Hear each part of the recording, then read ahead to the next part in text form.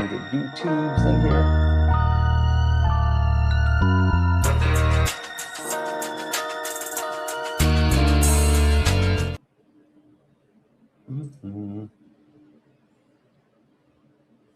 There we go. All right. Good morning, beautiful people. Guys, as we get in, if you don't mind, tap the screen, share the live, send your daily heart me. It is only one coin. It will boost the live and push us out to the FYP. Also, keep tapping the screen. Let's go ahead and get the likes up to 10,000 likes. 10,000 likes, please and thank you. That'll help boost the live as well. If you're over on YouTube, make sure you hit that thumbs up, please and thank you. Make sure you hit that thumbs up. That'll help boost the live and push the VOD out to more people. Guys, we have the daily gift goal right now. It's the little roses. Can we knock those out, please? Please, please, please. Can we knock the daily gift goal out as the roses, please and thank you? Please and thank you. Please and thank you. We're going to go ahead and get started here in just a moment. We're looking for some debates. So if you are a Trump supporter or disagree with anything on the background, get in the box. We're only looking for some debates. Only request up if you are a Trump supporter or disagree with anything on the background. We're only looking for some debates. If you are friendly, tap the screen, share the live, send your daily heart me. It is only one coin. I'm really excited to be back, and not excited in the sense of like, oh, I want to talk to MAGA, but more excited about the fact that, one, I missed you guys. I missed the chat. But then also, two, I love ensuring that we don't let these people off the hook. Like, that's one of my most favorite things about doing this is that for, like, you know, we can see some of these people who actually debate, and, you know, I'm not knocking anyone in any way that anyone debates or whatever the case may be. But the thing that I hate more than anything is when people are debating Trump supporters or whatever, and they let them off the hook. They let them slide. They let them like say things that's blatantly false or blatantly wrong, or let them pivot, or let them like, and I don't do any of that. I don't do any of that. So I love holding them accountable. Anywho, we're going to go ahead and get started here in just a moment. So if you're a Trump supporter or disagree with anything on the background, get in the box. We are going to get started here in just a moment. If you are friendly, tap the screen, share the live, send your daily heart me. It's only one coin. We're going to go ahead and kick this thing off, and you guys know exactly how we do it. You stepped in a box. Now you're in the ring. Ain't no hugs here. You better take your best swing. Mike Hot, who wanna step in the flame? This ain't a debate, this a mind game. Facts type lies, get left in chain. One wrong word, get slapped out your name. This ain't TikTok T, this a war zone talk. No script, no filter, no safe walk. Great stats will get scrambled like a glitch. I got fire in my mouth like I came from the pit. Hey. Step in if you dare. Truth hit hard like a punch in the air. Ain't no rules, no plan, no script. One wrong, get cooked real quick. Nope, cap, nope. Shield. Better know your stuff or you get revealed. Step in, don't you wanna? Sparring with Santana. I don't care what you claim or your background. Nope. Facts only, if not, get clapped down. Whether you're left or right, or you don't even vote. If your logic is weak, I'll sink your boat. Hey. Talk slick, but you ain't got source. No. Just vibes, that ain't power, that's force. I'm the test, the trap, the trip, the call. Hey. You slip once, I'm snatching it all. Boom. Step in if you dare. If you dare. Hit hard like a punch in the air. Punch in the air. Ain't no rules, no plan, no script. Yeah. One wrong. Get cooked real quick. Nope. Cap, nope. Shield. Nope. Better know your stuff or you get revealed. Hey. Step in, don't you wanna? Hey. Sparring with Santana. Step in if you dare. Hey, Popcorn, you can leave. You know for a fact I'm not going to platform you because you bring nothing at all to the conversation. So there's no reason at all, and no reason at all for me to bring you up here, Popcorn. You can leave. Hey. Yeah. This ain't a safe place. It is not. This is flames. It absolutely is. You wanna sparring with Santana. Ba-da.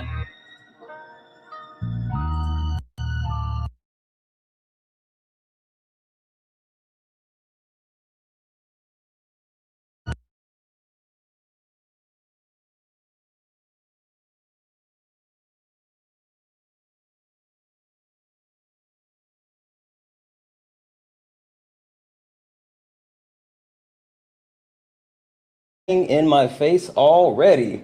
Holy smokes. Anyway, welcome in, guys. This is Sparring with Santana, one-on-one debates. Oh, can you hear me? Okay, wait, hold on.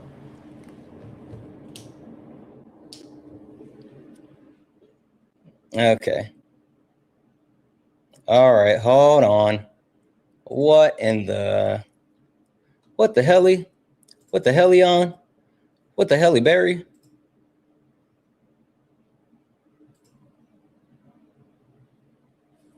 Huh. What in the world is going on?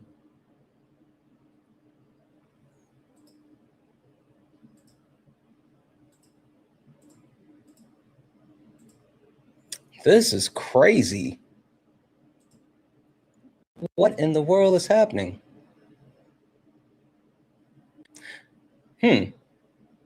All right. I can see me on the other screen. What the hell is happening? This is crazy. All right, hold on.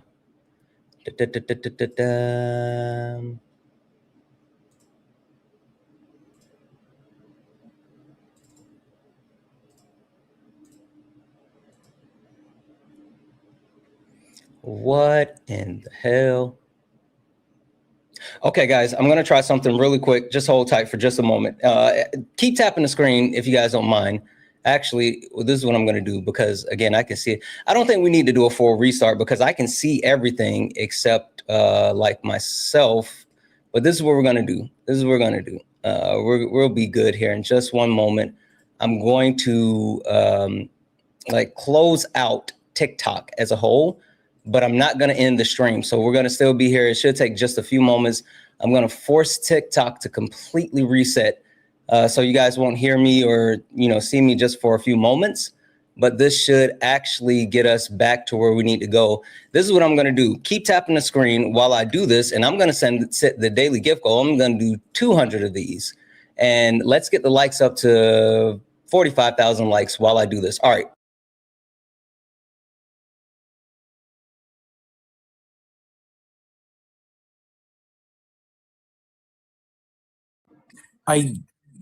The amount of control you would need to give to the government, the biggest rape institution, is quite frankly absurd. In order for to have them all surveyed at all times. Mm-hmm. Well, we wouldn't be surveying anyone; we'd be surveilled. What do you mean? Oh, yeah, no, the concept of 95% of men, I'm not denying the statistics. I'm so sorry. Who are you talking about? Who are you talking to right now? Someone in the section, the okay, comments. Well, you can go down there and talk to the chat. If you want to talk to the chat, you go down and talk to the chat. If you want to chat to me, then you stay up here and chat. And I would just ask you to make the choice that's best for you. Sorry, they directly added me, so I thought it was neat. You do not need to apologize for anything. I didn't tell you that, and I'm telling you that now. I do not hold conversations with the chat while someone swing. Mike Hot, who wanna step in the flame? This ain't a debate, this a mind game. Facts type lies get left in chain. One wrong word, get slapped out your name. This Good morning, everyone. Yeah, TikTok is being goofy, no filter, no safe walk. But it's all good. Like a glitch. I got We're good. my mouth like I came from the pit. Hey. Step in if you dare. Truth hit hard like a punch in the air. Ain't no rules, no plan, no script. One wrong move, get cooked real quick. No cap, no shield. Better know yourself or you get revealed. Step in, don't you wanna? Sparring with Santana. I don't care what you claim or your background. Nope. Facts only, if not, get clapped down. Whether you're left or right or you don't even vote. If your logic is weak, I'll sink your boat. Hey. You talk slick, but you ain't got source. No. Just vibes, that ain't power, that's force. I'm the test, the trap, the trip, the call. You slip once, I'm snatching it all. Yeah. Step in if you dare. You dare. Hit hard like a punch in the air. Punch in the air. Ain't no rules, no plan, no script. Yeah. One wrong move, get cooked real quick. No No cap, no shield. No. Better know your stuff or you get revealed. Step in, don't you wanna sparring with Santana. Step in if you choose. Get hard like a punch in the air. Ain't no rules, no plan, no script. One wrong move, get cooked real quick. No cap, no shield. Better know your stuff or you get revealed. Step in, don't you wanna sparring with Santana. Yeah. This ain't a safe place. It is not. This is flame. It absolutely is. Wanna sparring with Santana. Thank you for the cake. Ba-da. Ba-da. Guys, welcome in, welcome back, and welcome in. This is Sparring with Santana, one-on-one debates with Trump supporters or anyone that disagrees with anything on the background. I am Santana, and guys, only request up if you are a Trump supporter or disagree with anything on the background. We're only looking for some debates. If you are a friendly, tap the screen, share the live, send your daily heart me. It is only one coin. One coin. It will boost the live and push us out to the FYP. Guys, we are here because we know for a fact that America does not care. Does not care. Good morning. America does not care. And when I talk about America, there's a few different groups specifically that I'm talking about. I'm talking about Republicans. Republicans, not only does Republicans not care about America, but Republicans do not care about our country, do not care about women. Hell, it's a lot. But Republicans aren't the only one. Democrats, moderate Democrats to be specific, moderate Democrats, they don't care about our country at all, because they're supposed to be the ones that's actually fighting back and being the opposition for what's happening from the Republican Party. But we know for a fact that they aren't really doing much of anything. All right, there's the issue. White men don't care about anything except power. As long as they have power, they're good. As long as they have power, they're good. They don't care about anything else. And that's just how it goes. White women don't care about white supremacy. And that's a factual statement. That's a factual statement. A lot of people have struggled with that statement. And if you struggle with that statement, then you're the person that I'm talking to. Like if you hear that and you're like, oh yeah, Dre Day, you said WTF. Yeah, if you struggle with that statement, get up here. Like it's been super interesting to have the conversation with certain white women when I say they don't care about white supremacy, and come to find out, every single time after we finish the conversation, they're like, I guess you're right. Yeah, I know. Last but not least, BLAGA, FBA, you don't care about black people. You're anti-black. You don't care about anything when it comes to black people. You're a fraud. You're fake. All of it. Anyway, only request up if you are a Trump supporter or disagree with anything on the background. We're only looking for some debates. If you're friendly, tap the screen, share the live, send your daily heart me. It's only one coin. Hi, Dre Day. How are you? I'm okay. Good. Okay.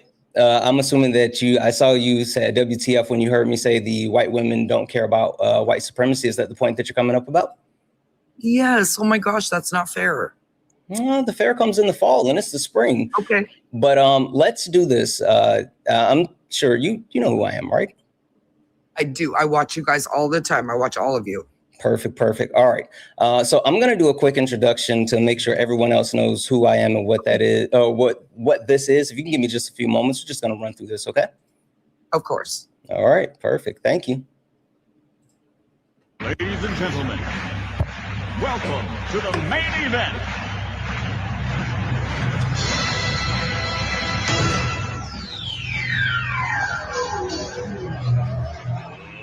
Let's get ready to rumble! I'm not rumbling with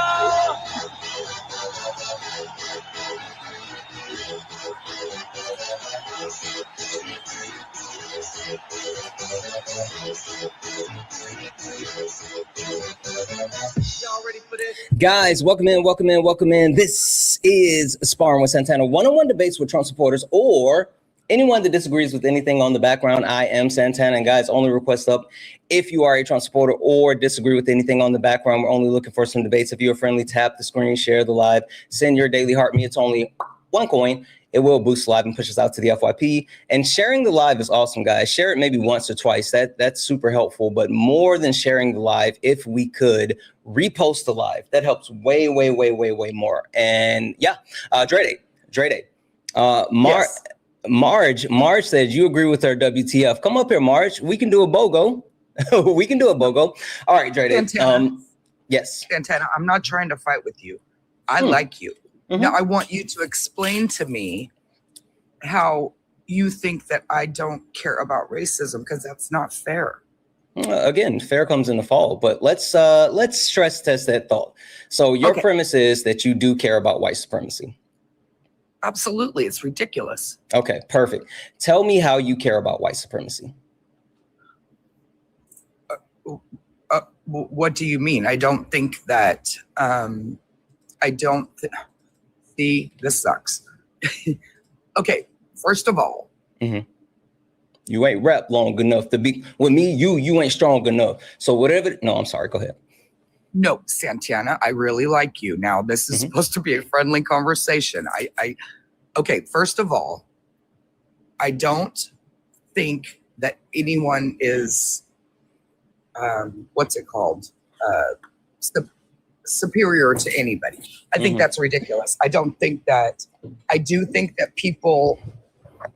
some white people do think, a lot of white people think that they are better than everyone else. But I don't think that. And I absolutely care. I don't think that it's okay for anyone to think that they're better or at all. Please, I'm not educated and I'm having a hard time talking. It's all good. I'm sorry. Tell me this. What do you do to actively fight white supremacy? I don't know what you mean. Tell me what you mean. What are you doing to actively fight white supremacy? I hear what you're saying. I hear what you're saying, but what I don't want to lead you. I just want you to share in your mind what you think that you actually do to fight white supremacy. Okay. I could go I don't know what I'm allowed to say.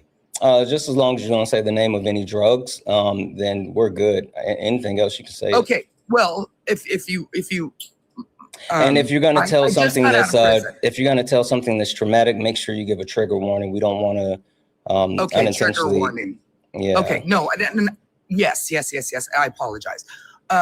Okay. Trigger warning. I've been out of prison for 4 years. My charge was 2nd-degree murder. And huge trigger warning. Just FYI, like, help me. You talking about this is going to tell about how you actively fight against white supremacy on a daily basis, right? With me? Yeah. No. Okay. Yes. Okay. All right. I was just about to say, make sure wherever you're going with this is tying into how you fight white supremacy on a daily basis, please.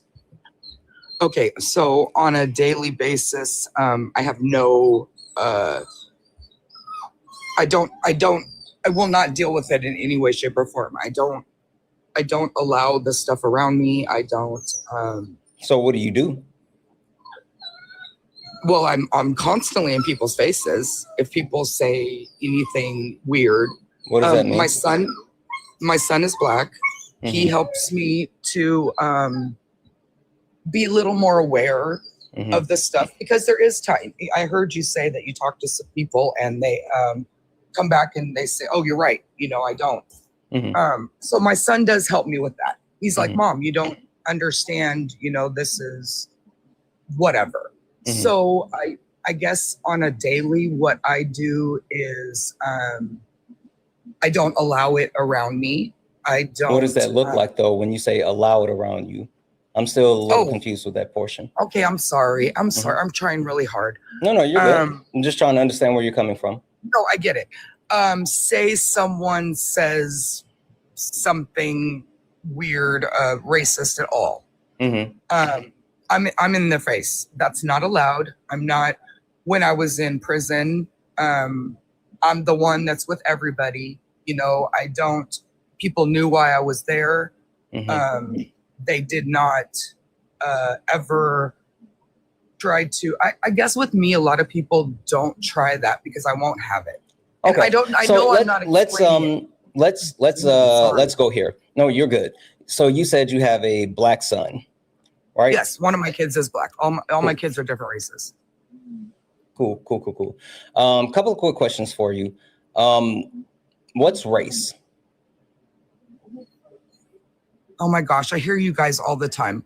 Okay, one of my sons is black and white. Yeah, but what's race?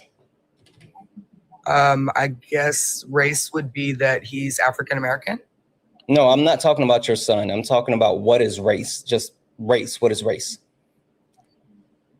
It's where we're born, how we're born. I mean, like. Okay. What's racism?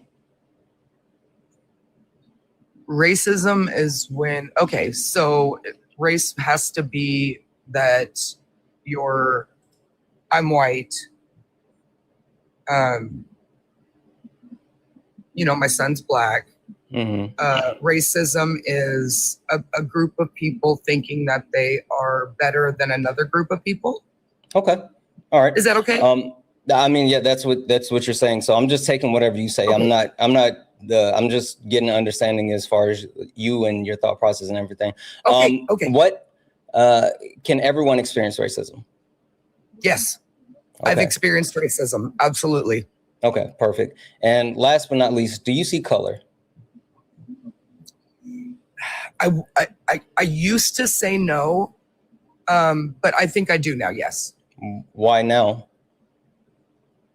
Because now I realize that I do.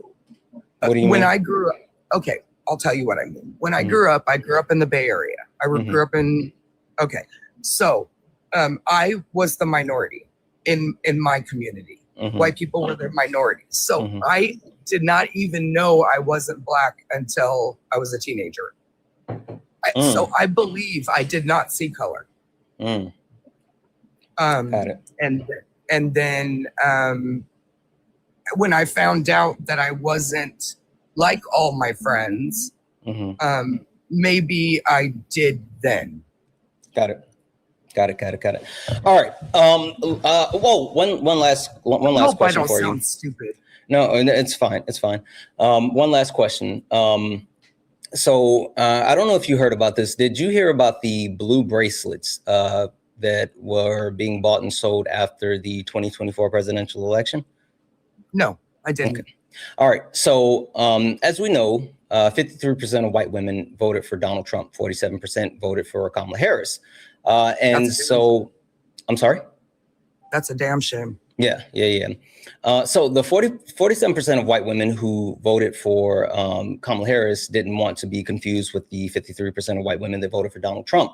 And so they made a decision to buy and sell blue bracelets that they could wear to signify to black people, specifically black women, because black women voted 92% for Kamala Harris, but to signify that, hey, I'm a safe space. I'm someone that supports Kamala Harris. I didn't vote for Trump. You can trust me. What do you think about that and that idea? Well, I think it's good. I think that it shows everyone that you're not one of those weirdos. Okay. I don't like Trump. Don't at all. Okay. So I wasn't able to vote because I had just got out of prison. Yeah. No. You're good. And I didn't think you did. I just wanted to see what you thought of that. I think that's wonderful. You know, when the ICE stuff, I went out and bought the whistles, and handed out whistles. I do actively do things, I guess, for people, maybe not for racism though.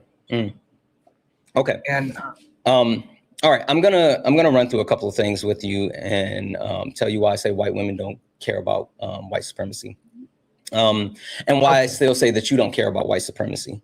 Oh my gosh. Okay. So first and foremost, race. Race is a social construct based off of socially acceptable phenotypical characteristics. It was created for the othering of non-white people in order to create a free and cheap labor class. So the big thing that I want to make sure that I call out is there's 5 racial categories that's currently in use. And understanding that is super important, especially if you have a biracial or have biracial children, to make sure that you understand like what their race is, and you know how they present to the world due to those phenotypical characteristics and things like that. So 1, that's important to know. 2, who do you think created race? Probably white people. Do you know when? I don't. Okay. I don't. It was a Portuguese man by the name of Gomes Inês de Zurara. He created race. He was a chronicler for Prince Henry the Navigator, and he actually created race to justify chattel slavery. He went back to the Catholic Church, told him that he had come across these people that were animalistic, they were hypersexual, they were of the lower hemisphere, and they needed to be civilized. And since they needed to be civilized, they could justify chattel slavery, which was based off of that new racial category that was created. And so the Catholic Church published 2 papal bulls justifying giving permission to those other European countries so they could actually engage in chattel slavery. All right. So the construct of race and racism was specifically created to justify all of this and targeted towards what's known now as Black people. So when I say, like, do you think everyone can experience race? No, white people can't experience race. I'm sorry, can't experience racism. Racism? Right. So I'll explain to you why. Okay. Racism isn't about hate. A lot of people think racism is predicated on hate. It's not. It's predicated on power, and it's predicated on capitalism. It's predicated on multitude of things, but it's not hate. Hate is a part of it, but it's not it. G, you said I disagree. Get up here then. Come and tell me about it, Bub. Anyway. I'm not, okay. No, I was talking to someone in the chat. Not okay, you. Because I'm not trying to be No. confrontational. I'm not talking to you. I was talking to someone in the chat. We're good. Okay. Anyway, again, the reason why white people can't experience racism and why Black people can't be racist is because Black people cannot co-opt the functionality of racism, right? Black people can be bigoted, they can be xenophobic, they can be hateful, they can be all of those things, but they cannot be racist because racism is a system that is geared towards a specific functionality. And so since Black people cannot co-opt that functionality to control that power and yield the results that racism gains, they cannot engage in the specific action of being racist. Just like white people, the system of racism was created to benefit white people. And so that's why they can't experience racism. You get what I'm saying? I hear what you're saying, but I really don't understand. Okay, so I don't understand how a Black person cannot be racist. Okay, so it's not, you're saying it's not hate, it's not all those other things, but why are we going to that? Why can't we just keep it on a simple level? Because nothing is simple. And if, like, when you say keep it on a simple level, that would actually downplay the true form of racism that is experienced by people. Yeah, no, I get it. Like, so this is the thing. Most people, specifically white people, think like racism is calling people bad names, right? That's what a lot of people think. And I don't think. Yeah, I mean, like, and honestly, with Black people, if someone was just like, if the only form of racism that we experienced was someone calling us the N-word, then we would take that.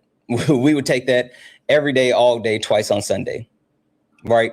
And that's not the case. When you talk about racism, it exists in multitudes, whether it's the financial system, the educational system, whether it's in the healthcare system.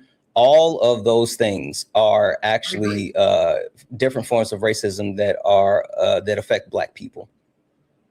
And so when you talk about like how that actually exists, do you know what redlining is? No, not that. Oh, I'm sorry. 1 second. Hey, Lincoln, get up here. I'm muting you and I'm sending you a request. Get up here, you coward. I'm so sorry, Dre Day. This is yeah, give me 2 seconds. Get up here, you coward. I just muted you for this entire live. FYI, chat, the reason why I'm calling out Lincoln, and I apologize, I had to stop. Lincoln decided that he was going to be weird in my DM. And you know me, I don't do thumb thugs, I don't do keyboard warriors. And so Lincoln was yip yapping in my DMs and I went straight at his neck.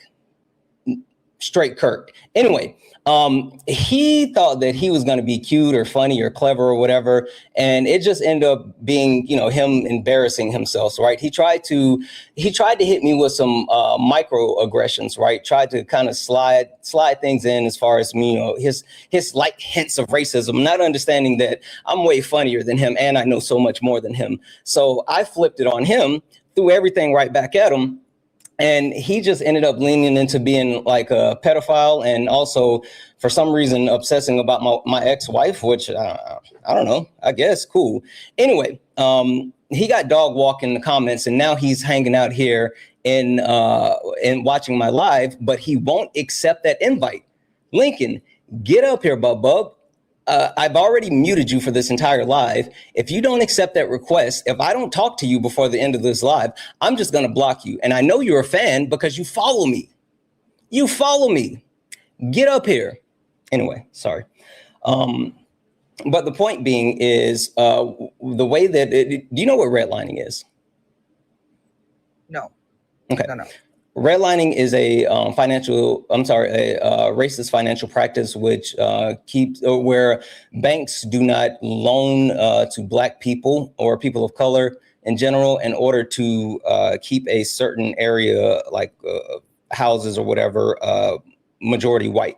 It's the process of controlling certain areas in order to ensure that like maximum integration doesn't happen, but it's much more than just like properties. It impacts the entire financial spectrum. So, but regardless, when do you think someone was successfully sued for redlining, which is the racist practice of not giving loans to Black people just because they're Black? Probably never. No, you're wrong. The last time major banks, including Wells Fargo, Bank of America, Navy Federal Credit Union, all three of them were successfully sued for redlining in 2025. And good. Yeah. And not, well, yeah, good, but like it speaks to the fact that not only is it persistent, but it's consistent, right?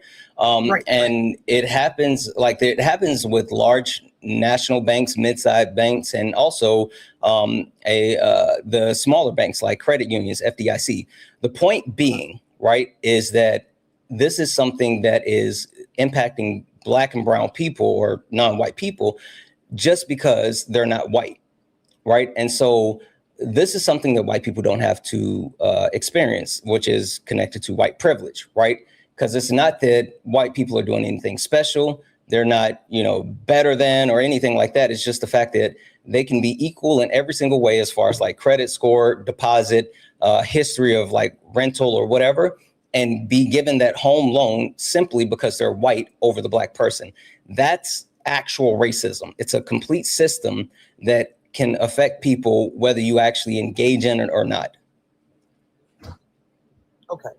Okay. And I understand that because in my situation, I have that same problem.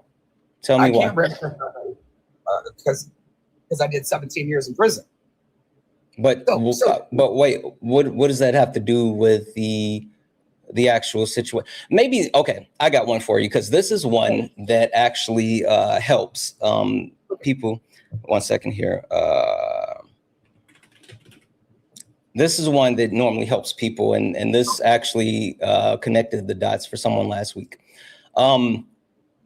Did you know? I'm a very simple person. I'm sorry. No, you're good. You're good. This isn't okay. I got you. This is racism. on average, Black people or non-white people get more time. They're sentenced to more jail time for the exact same crimes and have the exact same crime history than white people. And when I say that, seen it a million times. yeah. And so when I say that, I'm talking about with the research that was found, and this is from the United States Sentencing Commission, they often get 20 to 30% more time than white people who have committed the same crime with the same criminal history. And that's racism. And even more so, that's white privilege. So the point that I'm getting across is, like, the white privilege for the people, white privilege does not mean that, you're getting, financial security, or you'll always get jobs, or whatever. It just means that you move through society without the additional barriers that are placed in front of you because you are not white. And all of that rolls in together. Someone said, or better lawyers. No, it's not. Like here, I got you. I'm sending you a request. Come up here and tell me how it's better lawyers. I'm muting you, because this isn't something that is just, I love how people talk on shit without knowing anything. You guys are so cute. Anyway. I'm doing that. I'm talking on stuff that I guess. No. The people in the comments who are pushing back on the actual information and the data, and they pretend as if they've actually looked at the data. Anyway, the point being is that that's a form of racism and white privilege all in one. So I agree. Tell me how you think you've experienced racism. That was just growing up. Tell me how you think you experienced racism. I guess it's not racism now that you say that, because you'd explained to me what racism was. It was hate. It was. Did someone call you a name? Oh no, it wasn't. No, I got chased down the road with a knife. Okay, you got chased down the road with a knife. Yeah. Okay. So one of my back then, one of my partner's parents did not want their children with white people at all. She hated white people. And I don't know why. But so I wasn't allowed at her house. She did call me, different names. Called you names. Yeah. But it was her actual hate for me, not being me as a person, but me being a white female. Woman. Not wanting me around her. So how did it get to the point of her chasing you with a knife? I came to her house. Oh, okay. So you specifically broke the boundaries that she set, and then she chased you with a knife. No, that is not true. No, I didn't know it was that serious until I came to her house and she chased me with a knife. Well, I'm not saying that you knew that it was that serious. I'm saying that she clearly, because you said that she didn't want white people around her. And I didn't know that. I didn't know that at the time. Okay. That's what I found out. Okay. The knife made it very clear. Okay. So this is the thing. If you take a look at people love to talk about definitions, and I don't really like, get into the definitions too much because definitions are descriptive, not prescriptive. But when people lean on the definition, it's always predicated on prejudice, right? And prejudice is the preconceived perception of someone without historical perspective. The issue with this, right, is that Black people have over 400 some odd years of history with white people, whether we talk about like chattel slavery, whether we talk about, the end of slavery within the Americas, the end of chattel slavery in the Americas, reconciliation, Jim Crow, pig laws. We talk about segregation, like all of this stuff. There's a long history which eliminates that idea of prejudice, because there's historical preferences, and also, to the point that I just made, consistent and persistent issues that have proceeded where white people have utilized the position of power to disenfranchise Black people. So with that being said, it sounds like someone led you astray? I'm assuming it's the person that you were with who didn't who didn't clearly articulate what her boundaries were, because her boundaries were she didn't want white people there. And you showed up breaking her boundaries, whether you willingly or unwillingly knew it. And so the actual premise as far as like, oh, you experienced racism. Well, no, you actually broke a boundary, again, unintentionally or intentionally, you broke a boundary, which caused a reaction for someone who has a history of dealing with racism throughout the history of our country. So I wouldn't call that racism. Well, it was mean. Sure, it was mean. And it wasn't something that I had done. Sure. So I wouldn't think that it would be unsafe to go to anyone's house. Well, I'm sure you would feel that way because you're a white woman, right? Oh, wow. Okay. So, well, anyway, that her grandson's is my son. Okay. I ended up having a baby with him, and yeah, now that's so. The point that I'm trying to get across is like a lot of white people have a misconception, especially like you mentioned growing up around Black people. A lot of people try to say, well, you know, white privilege doesn't exist because, you know, I grew up in the same situation around Black people, da da da da da da. And Nope. The bigger point that I like to get across to people is the things that you experience when it comes to like a systematic level. You may experience those things, but you don't experience those things because you're white, right? There's a huge difference. But no, I experienced. Yes, you're right. The big point that I want to get to, and just kind of put a bow on this, because I want to get back to the overall point, which is white women don't care about white supremacy. What information have you read on deconstruction or white supremacy? I haven't. Okay. Now, All right. Okay. So my son right now is just my son is becoming an attorney for civil rights because of the fact that my wife and myself did go to prison, and because of the way things happened, he's now graduating from Harvard to do this kind of studies. He's going to do social law because of, and he's mostly for people like I'm gay, people of color, people of, because so I do know that this happens. I'm not educated enough on it. Yeah. But the only thing I'm saying is that I do care. Well, let's land this plane. I'm going to tell you why you don't care. What's something else that you say you care about? Whoa. First of all, wait, chat. I'm not saying anything because my son's Black. No. Don't focus on chat. Focus on me. You and I are up here. Just don't worry about chat. That's not okay. Yeah, I'm not a bad person. Yeah, just focus on me. Don't focus on chat. I want to land this plane with you. Is there anything else that you enjoy that you care about? What do you mean? Like, is there any, do you have a passion? Do you have a hobby? Do you like sports or anything like that? No.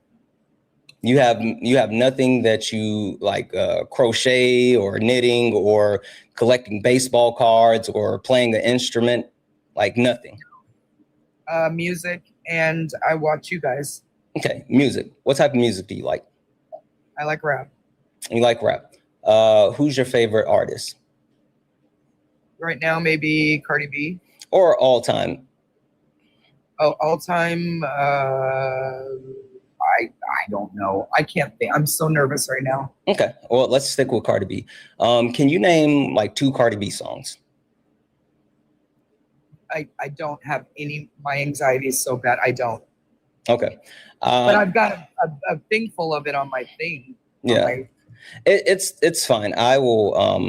I'll just go ahead and land this, and then we'll move on from there. But the point that I'm making is that if you truly cared about white supremacy, then the things that you and I have talked about, like the actual information that I I've shared with you the things that I've had to talk to so far on this live, you would know all those things.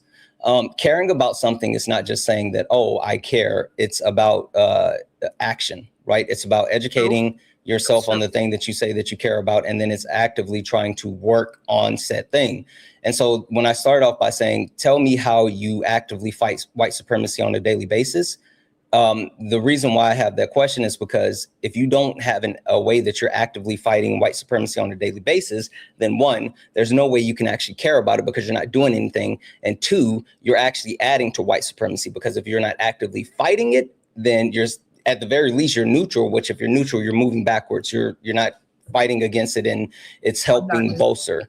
So when I say things like, hey, tell me what you think about the blue bracelet, and breaking that down, the reason why the whole blue bracelet thing was problematic, I didn't tell you that, is because it was a way of white women othering themselves, saying like, hey, not me, I'm one of the good ones.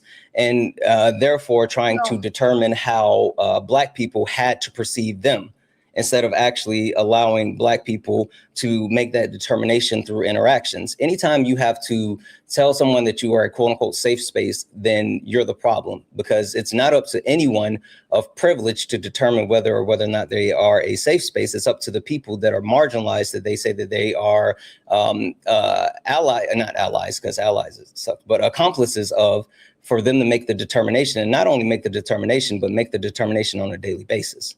So I don't think that's true, because I'm also I'm a safe space for gay people. Someone can walk up to my door right now. I've got a sign on my door. Everyone's welcome here. I used to, that's not true, because how do they know I'm safe if there's no way for them to? I'm talking interaction out of it. I'm talking just strangers. You have to have the interaction. I'm not talking about the. Yes, just say we're in a park, and something's going on. I would always want someone to know that. I'm not talking about the blue bracelet. That's just. Question for you. You and I have never met. You and I have never met, right? No, I'm not talking about like real life, because you and I kind of met because we're talking, but never came across each other. You don't know me. I don't know you. We don't know anything about each other. And no. I randomly walk up to you and I tell you, I'm a safe space for queer people. You can trust me. Should you just trust me because I said that? No, I'm not gonna. I'm never gonna walk up and say that. I'm talking about like. No. It's just a question. This is just a question. Should you trust me when I walk up to you and just like, I'm a safe space for queer people? You can trust me. Should you just trust me? See, I'm a different kind of person. No, you shouldn't. Okay. Or my kids should not. Why shouldn't you? Because you could be lying. Exactly. Now, let's say that you and I get to know each other, and I am upholding the things that I say as far as being a safe space and someone that you can trust when it comes to the queer community. At that point, would you say that you trust me to be a safe space? Well, yes, if you proved yourself, yes. Okay, perfect. Now, after I prove myself, prior to me proving myself, if I told you I'm a safe space, would you say that I was right? Prior to proving myself, I wouldn't know if you were right. Right. So there's no way I could be right because it hadn't been proven. Now, after I proved myself, who made the determination that I was a safe space, you or me? Well, that would be me. Right. Because I had to put forth the action to show you that I actually meant what I was saying, right? You did prove that, yes. Perfect. Now, let's say you say I'm a safe space for the queer community. And, I've been advocating, I've been doing the work, I've been elevating people's voices, I've been helping in the community, all this other stuff. And then one day I just stop and I never do it ever again, ever at all. And three weeks down the line, right, I have stopped advocating for, the queer community. I've stopped helping with resources. I've stopped elevating their voice. I've stopped doing all of that. 3 weeks later, after I stopped doing all of that, would you still call me a safe space? Well, yes, I would, because you didn't. Even though I stopped doing all the things that made me a safe space. Well, there could be a whole, but no, how does that make? it doesn't change your heart or your head, the way you think, the way you. Yeah, all that but means but thinking and action are two different things. I never do any of those things ever again. Am I still a safe space? If someone from the queer community comes to me and say, "Hey, Santana, I need help," and I say, "Can't help you." Well, then if you say no, then no. Okay. So even though at one point you determined I was a safe space, if I stopped doing the things that prove to you through action, I was a safe space, then after that point you would say I'm no longer a safe space. Is that accurate? No. What I'm saying is that if you, say you quit doing whatever, you quit going into the community, you quit doing all that. That doesn't mean your head's at stake. That could be a million reasons why you quit doing that. That doesn't mean you're not safe anymore. So if I'm not actually doing the things that earned me the trust through my actions, if my actions no longer align with my words. Earned the trust. So you're saying that if someone earns your trust through actions and they stop those actions and never engage in those actions ever again, that you still give them the trust even though they're not doing the thing that got the trust from you? But what you're saying is they just quit doing what? Whatever it is that made you trust them. Well, but once you trust them, you did that unless they do something to ruin that. Right, which is no longer engaging in those actions, i.e. prior to me, you coming to me and you saying, "Hey, I need your help." And I'm like, I'm a safe space, absolutely. But from that point on, when people come to me and say, "Hey, I need your help," I say, "Nope, not helping, not my bag." Oh, okay. I see what you're saying now. You're just saying you've stepped away, you're not doing it no more. Right. Well, then I would not send people your way, no. Okay, perfect. So sorry, I have to get it. No, you're all good. So in this analogy, can we highlight a couple of things? Number one, even though I said prior to proving anything, I said I was a safe space, I wasn't, because I had put forth no action. And even though I'm the one that was saying it, I didn't get to make the determination, you did, right? Okay, yes, you're right. Yes. Number two, once you actually made the determination that I was a safe space, I could be recognized as a safe space, correct? Well, to me and people that trust me, yes. Right, perfect. And then number three, if I stop engaging in all of those actions that made me a safe space and no longer provided those things to protect those marginalized communities, then even if I wanted to call myself a safe space, I could no longer be considered a safe space by those marginalized communities, correct? Because of the fact that you're choosing not to, or because of the fact that you've changed your mind? It doesn't matter. Well, if you're not... It's just not happening. If you're saying yes, if you're saying no, I'm not going to do this no more, then that's that. Okay, perfect. So the point that I'm trying to get across with all of this is you sitting here and saying that people can determine when they are not a safe space is not accurate. The safe space, as far as being considered a safe space, is determined by the marginalized communities. And at any moment, if the actions no longer follow through with the words, then that person can no longer be considered a safe space. And that's just the entire point that I'm trying to drill home. The way this works is when you advocate for others, i.e. if you want to say that you care about white supremacy and you actually want to help destroy the system, which is white supremacy, then not only do you have to actively engage in those things, and you can't do things like say, I'm going to wear a blue bracelet to show black people they can trust me. No, you have to earn the trust of said black people. And then even when you earn that trust, you have to continue on a daily basis to earn that trust. I say this all the time. I try to use my voice and my platform and advocate for other marginalized communities, and including women, including the queer community, including people with disabilities, because I have a privilege. And for me, using my privilege to protect those marginalized communities and uplift those voices is super important.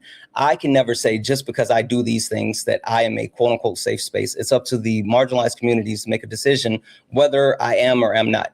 And even if they say today that I am, that does not guarantee that they're going to say that tomorrow. It's up to me to keep earning it every single day. And that's the point. Okay, I do see what you're saying. All right. So overall, to kind of put a bow on this and keep things moving, in order to actually care, for you to be someone that says that you care about white supremacy, one, you got to educate yourself. Like, that's a huge step. You have to understand all of the things that are connected when it comes to race, racism, whiteness, white supremacy, like all of those things. It's super important too. You have to work on deconstructing, right? That's a massive key for anyone who is trying to actually be a proper advocate, right? And this isn't just about race, this is period. And then number three, you have to actually do the work, because the only group that's going to be able to end white supremacy is white people, right? When it comes to any of these systems that are in place, only the people that actually benefit from said system can tear down said system. And so they have to lead the charge to do so. Not saying that other races won't have a role to play, but the actual premise of destroying white supremacy has to be led by white people. So in order for you to actually be someone who cares about white supremacy, you got to actually do the work. And that's how I underline it and say that white women don't care about white supremacy, because if you are someone that feels some type of way and you see this and you immediately say, that's not true, I do, and you come up, then, my trap card is sprung, because you haven't started doing the work, so you don't truly understand what that means. All right. No, you're right. Yeah, and it's not a you thing, right? The reason why I have this up here is because, I don't expect to get Trump supporters, conservative women up here trying to debate this topic, because they're just gonna, in their head, yeah, whatever. But the people that are on the left, the people who want to be on the right side of history, they are the ones that feel some type of way and they're triggered by this, and that's why they push back on that. But it's not to shame anyone or be inflammatory or anything like this. It's to challenge the way that they think and push them to be better, so we can all be better as a collective. That's the reason for this. Well, I want to be better as a collective. Yeah, absolutely. Okay, so what do you suggest I do to make me a better person for this? Educate yourself. Also find you a white person who's already gone through or at least started the deconstruction process, and work with them as far as next steps and all these other things. It's the key is education, and then after education, action. So you just want to go ahead and find someone who you can lean on, someone that you trust, someone who's actively doing the work. And then once you find those people, then you can go from there. Yeah, well, I don't know any white people like that. Oh. I don't know enough. We have plenty of them here within our community, right? So I would say stick around, watch the chat. I have different people up on the live often, specifically white women that I trust that would actually be able to handle these type of conversations, and you can connect with them, and they got you. Okay, well, I'll be on. If you see any of them, will you? Yeah, I see a few of them actually adding you right now, but yeah, absolutely. All right. Thank you, Santana. Thank you. All right. Thank you. I hope I didn't sound too stupid. No. You did great. You came up here. I think that this was a good way to start off, because this gave a lot of people something to chew on and something to think about. And more than anything, it seems like we just challenged the way that you think, which is super important. And I appreciate you actually engaging. I agree. Thank you, Santana. All right. Thank you. Have a great day. You too. W's in the chat, guys. W's in the chat. Also, W's in the chat for Jelly. Jelly sent a $5 donation saying, for instance, watching friends get arrested while I ask, what do you want me to tell your mother? Or being told by my mother that I could never have babies with a boyfriend because it would cause medical issues. Holy smokes. W's in chat for Jelly for that $5 donation. Thank you for the kangaroo. Guys, if anyone else likes to support the live, you can do so. Cash App, PayPal, Venmo, pay links, and link tree in the bio. Santana speaks for you. If you're over on YouTube, you can send a super chat and I will read that out. 1.2 thousand people hanging out here, guys. Look up at the top. If you see the word follow, that means you're not following me. Hit that follow button. Hit that follow button. We're on our way to 200,000 followers. Please, please, please hit that follow button. Turn on notifications so you know when we go live, because we go live all the time. The daily gift goal right now is the Hi Bears. So please, please, please hit that, knock out that daily gift goal as well. Only request up if you are a Trump supporter or disagree with anything on the background. America does not really care. It doesn't. When you talk about Republicans, they don't care about Epstein survivors. Hell, they don't care about women in general, or children, or the environment, or like quality of food. They don't care. They don't care about anything. Whatever. Moderate Democrats, they don't care about our country. If you're someone that calls yourself a quote unquote moderate Democrat, you absolutely do not care about our country. White men, they don't care about anything but power, period, full stop. White women, they don't care about white supremacy. And if you are BLAGA/FBA, you don't care about black people. You're anti-black as fuck. So only request up if you're a Trump supporter or disagree with anything on the background. We're only looking for some debates. Hi, are you a Trump supporter or disagree with anything on the background? Hi, your grandma. Are you a Trump supporter or disagree with anything on the background? Sorry. No. No? Sorry. Okay, no worries. I'll go ahead and drop you down. Thank you. Yep. Guys, only request up if you are a Trump supporter or disagree with anything on the background. We're only looking for some debates. If you're over on YouTube, Twitch, Instagram, and you want to join the debate, you don't even have to leave where you are. You can debate me from where you are. The only thing that you have to do is click that link that's in the pinned message at the top, and you can get in here from where you are to debate me. You do not have to leave YouTube, Twitch, or Instagram. You just have to click that link. Hi, Uncle Grandpa. You are a Trump supporter, correct? Yeah. Okay. Which point on the background do you disagree with the most? Where you like to start? I kind of want to do the white man one now, just to preface. I will have to not use my Apache Native American ancestry or my Spanish ancestry, or, well, not really Spanish, Mexican ancestry. I'd have to give those two up that are on my father's side.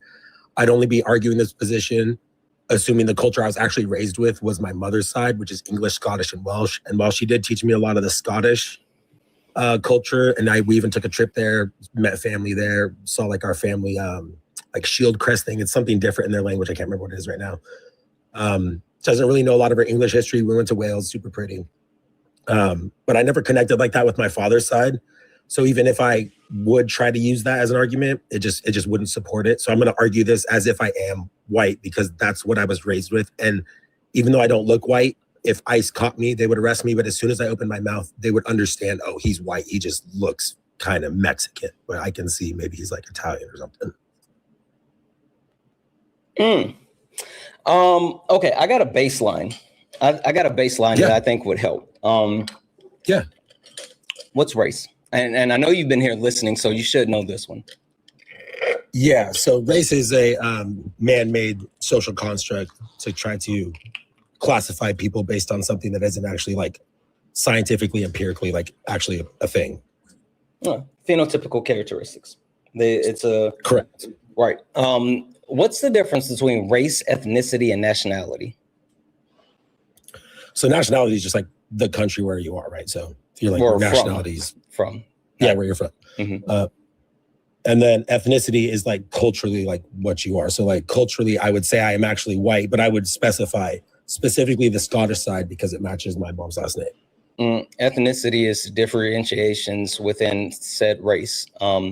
Black people. I thought you said you don't like definitions though before in the last one. You said you don't like definitions because they're too technical. You go by not what's descriptive, but what is prescriptive. That's not how you're acting right now. No, I don't like definitions when it comes to a debate. I like definitions to at least set the standard of understanding. I'm not using. I apologize. I was giving my biased perspective of what that means to me. I was not giving the definition that is descriptive of how I do not view that. My bias shapes my understanding of words. And so my definition will differ from your definition, but I will concede to you all of your definitions. But I would like to hear them just so when you use those words and I use those words. The only thing that we're trying to do right here, we haven't even started talking about the topic yet. I'm just trying to get a baseline of understanding so we can move forward from that point. Yeah, I watch Jubilee and stuff like that. I know Jubilee. I know debates. I debated all through college. Okay, I mean that's fine. I'm just saying I just want to make sure that you have an understanding. So again, that's the difference between ethnicity. That's what ethnicity is. Now, race.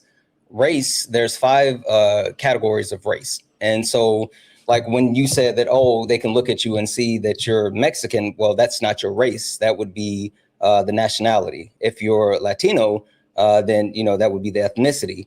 But your race is predicated off of not only the grouping of the phenotypical characteristics, but how you present to the world, i.e., like how people view you. And so if we're talking about like the way that people, I always like to use this example. If someone sees you from a distance and they don't know who you are, if they look and they see you, would they say, oh, that guy's white, that guy's black, that guy's indigenous, that guy's Asian? What would they say if they see you from a distance? Depends on the lighting, just like I could be any human. I kind of have poofy hair, so some people have mistaken me for being mixed with something that would have like more of like a poofy curly outer hair. I kind of, if I don't brush my hair, I kind of look like Jewish sometimes because it's really wiry and curly. Jewish is curly race, like though. a lot of this. I'm talking about people that would Israelis. Sorry, I apologize. You're correct. Israelis aren't a race either. Jewish people, that's an ethno race. Like Dude, black you know people what? can be Jewish, white people can be Jewish. I'm not even trying to argue that with you. So I know, you can I'm call just it what trying you to, want, and I'll concede. no, you I'm can just educate trying me, to that's fine. establish, I like to I'm learn. just trying I to like to learn. establish what your race Yeah. is. Like that's it. That's the only So thing when I we're trying to check do. boxes on stuff for things, I put Hispanic, Latino. That's what I check for race. And then if there's a white, if you can choose more than one, I check white.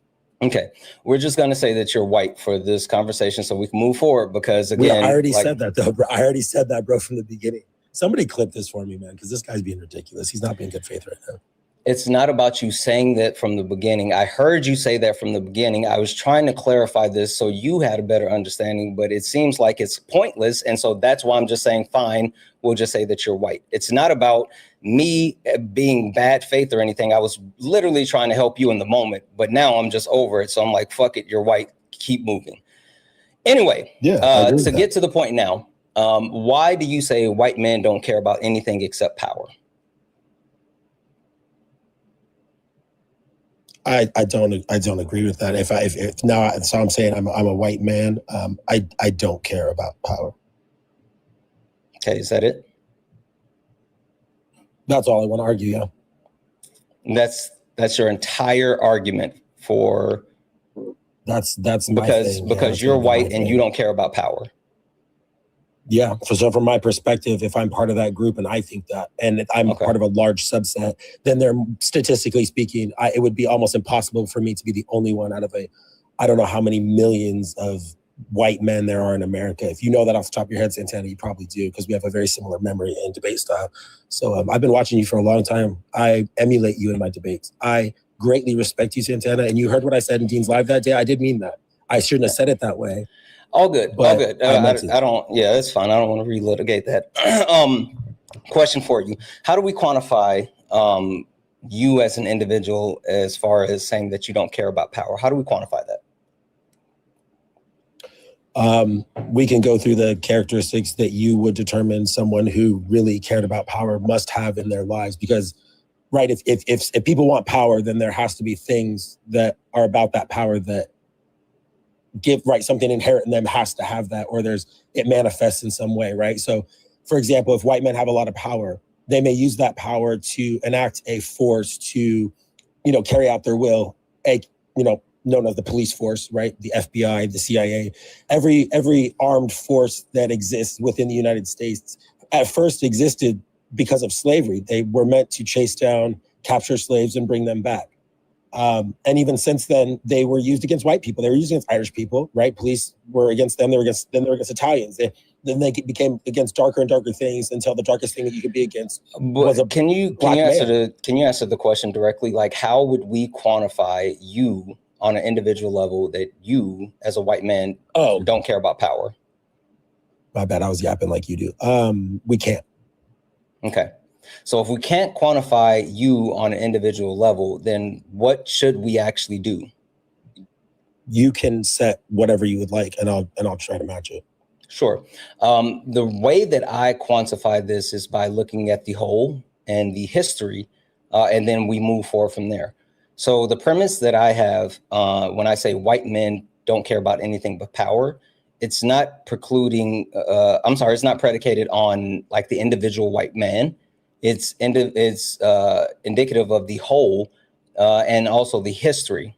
And so a couple of things that I always mention, I'm sure that you've already heard me say these things before, but throughout the history of our country, right, 250 years, 90% of all of Congress, that's House, Senate, and presidency, 90% has been made up of white men. White men have passed policies, has passed legislation to marginalize and disenfranchise other marginalized groups so they can continue to hold on to power.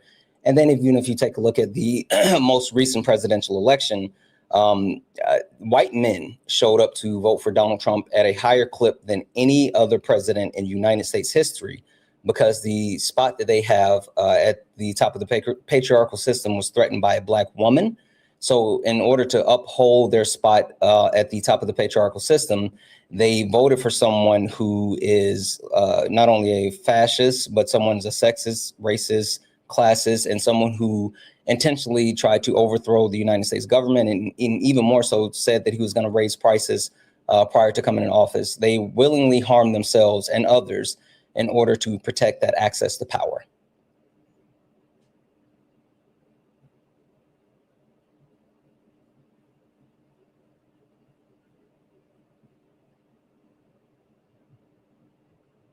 You're muted. I'm sorry, did you ask a question or did you just want me to confirm that that is true? That's my premise as far as why I say white men only care about power. Ball's in your court now. Oh, is this your P1, or are you gonna have one premise, or are you gonna do multiple premises? I want you to engage with what I said. Do you affirm it? Do you disagree?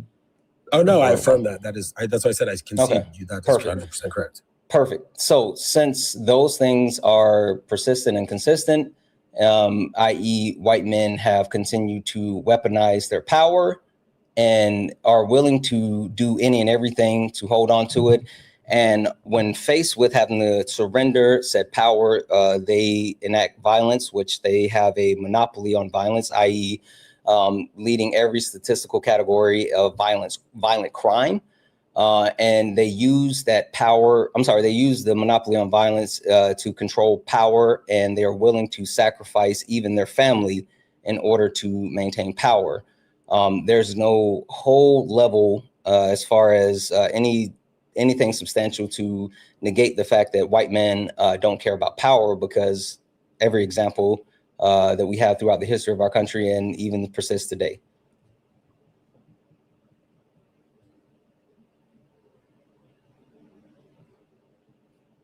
Again, am I just conceding to your premises? I would like for you to actually poke a hole in something. What you're saying, there's nothing. There's no holes. You know this, Santana. I've heard this. I've heard you debate this before 1,000 times.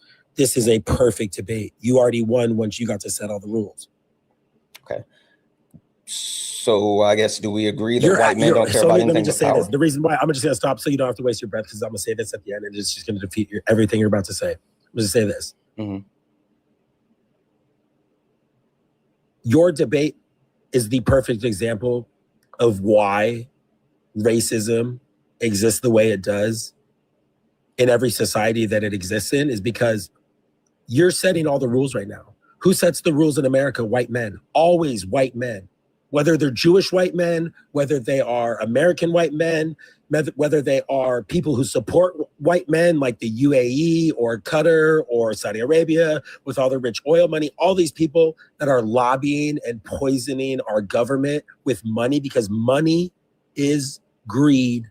Money is power. Money is everything. Now you can get money with fame. You can get power with fame. You can get fame with power. You can get money with power. These three evils have existed since we have been able to invent what they are and give them, we didn't invent them, but we recognize what they are. They are something that is inherent to being a human being.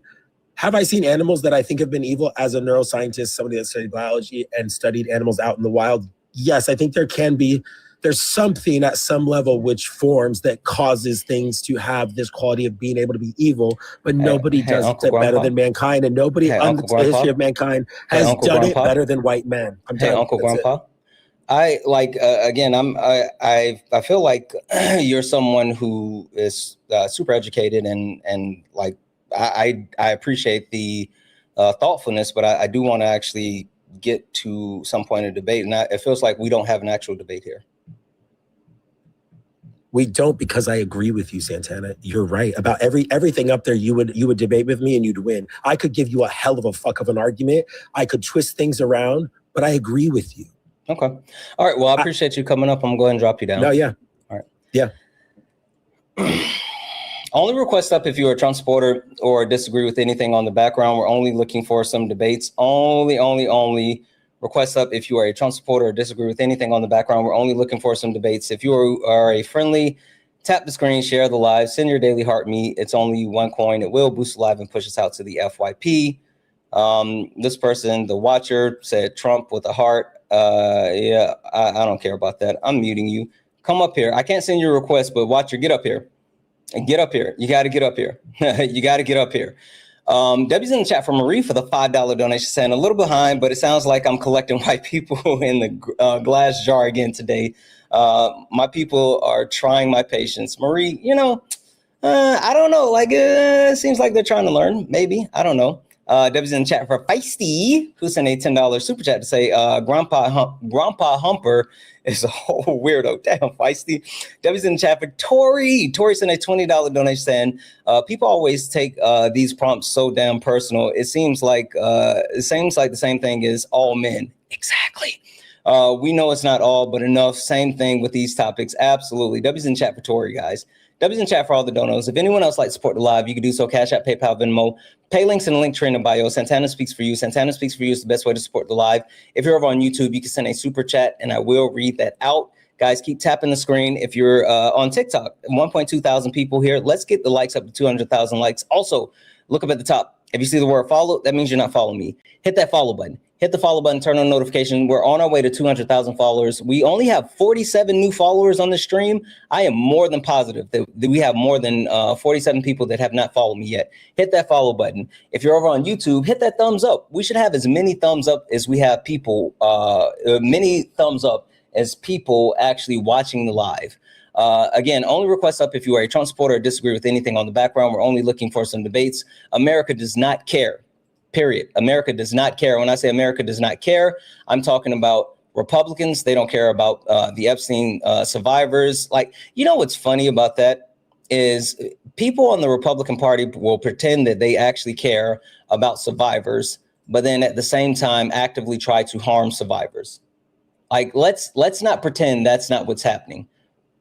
At the same time that these people say that, oh, they care about women because they want to, quote unquote, keep women out of men's sports. Like they care about children because they don't want children to learn about, quote unquote, transgenderism. They say all this stuff, but then they actively support someone, the head of the ticket, who is a known rapist and someone who has multiple credible allegations within the Epstein files. I mean, hell, Donald Trump is named more in the Epstein files than Jesus Christ is listed in the Bible, or Harry Potter is listed in all of the Harry Potter books. Period. Moderate Democrats. This is the thing that sticks in the craw of moderate Democrats. Moderate Democrats think just because they're Democrats that they're on the right side of history.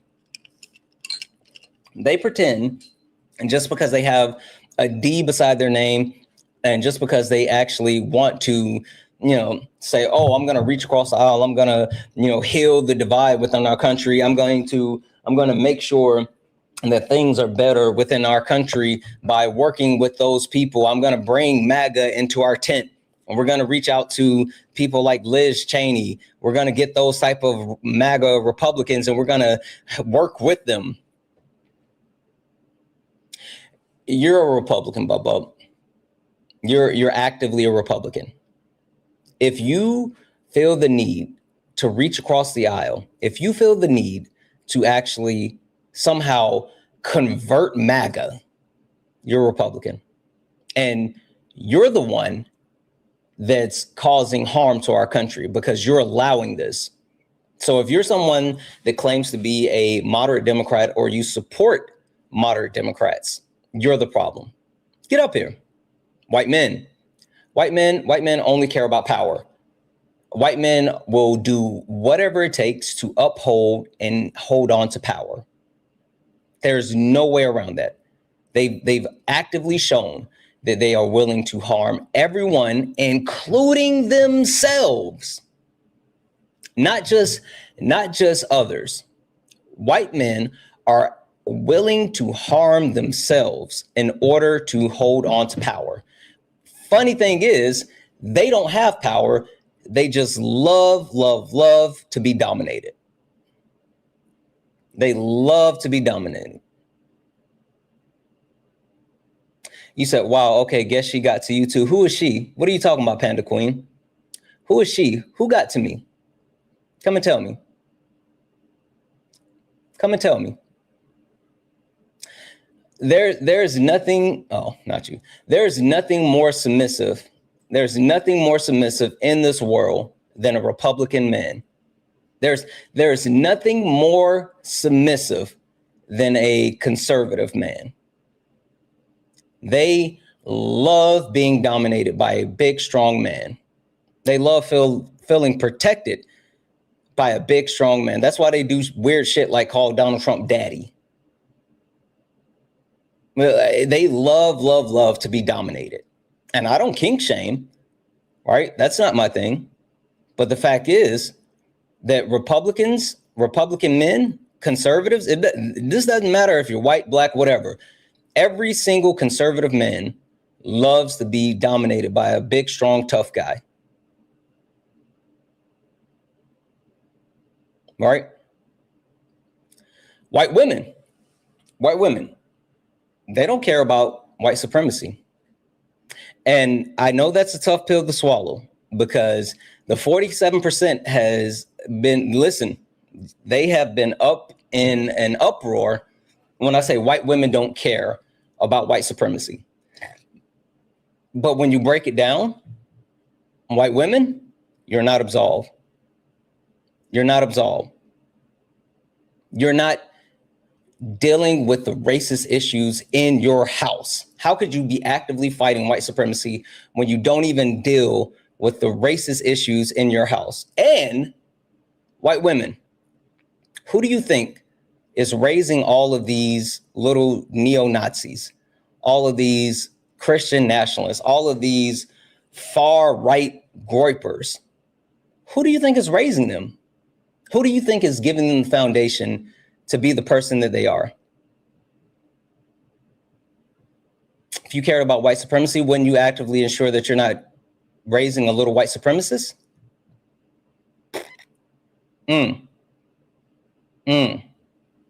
Yeah. Color, so you already know he has black fatigue. What? What are you talking about, Ma Vic or whatever? Yeah, come up here. I'm sending you a request and I'm muting you in the comments, you fucking donut. Get up here, you coward. Get up here. Get up here and let's tell the world how you want a big, strong, tough guy to actually protect you. Come up here and tell me how Donald Trump is just a big, tough guy and he's going to save the world because he's your mango messiah. Because he's your Mandarin Mussolini. He's your Cheeto in chief. He's your daddy. Get up here. Yeah, that's what I thought. That's what I thought, you coward. I knew you wouldn't do it. I sent you the request. The only thing that you want to do, Mom Vic, and look, you're still here, but you denied the request. Oh no, it's Maverick. Sorry, Maverick. This is funny how you got to spell Maverick Miller 72. I sent you another request. Get up here. Come on, you coward. I bet you won't. Yeah, that's what I thought. That's exactly what I thought. You can hate from outside of the club. That's what I like. When I tell you these people can absolutely hate from outside of the club, I mean it. I refuse to allow you to run your mouth in my comment section. It does not work that way. If you got something to say, you got to say it with your chest. And if you're not going to say it with your chest, you're not going to say it at all. I don't give a fuck. I don't give a fuck. Period. Last but not least, BLAGA, FBA. If you're BLAGA or FBA, you don't give a fuck about black people. You're anti-black, right? Because there's nothing that being a black Republican, a black conservative, there's nothing that that does to benefit Black people. You only care about you individually. For the people down in the comments spamming what's FBA, it's not for you. If you have the question, what is FBA, then this topic is not for you. Don't even worry about it. Just sit back and listen. I'm not going to say what FBA stands for. If you don't know what FBA stands for, then that's not your topic. Just sit back and listen, right? Just hang tight. The new thing that FBA is now calling for is for Kamala Harris to actually commit to giving reparations. It's the funniest shit ever. But yet somehow they think that aligning themselves with the Republican Party is going to get them to reparation. That makes no sense. That makes none at all.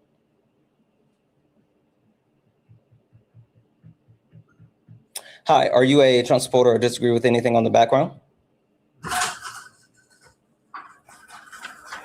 Oh, Sean, are you a Trump supporter or disagree with anything on the background? Oh, I'm so sorry, Santana. There was an accident. All right, no worries. I'll drop you down. I didn't mean to come. No worries. You're good. You're good.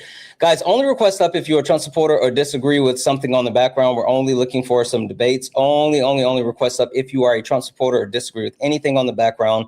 We're only looking for some debates. If you're friendly, tap the screen, share the live, send your daily heart me. It's only one coin.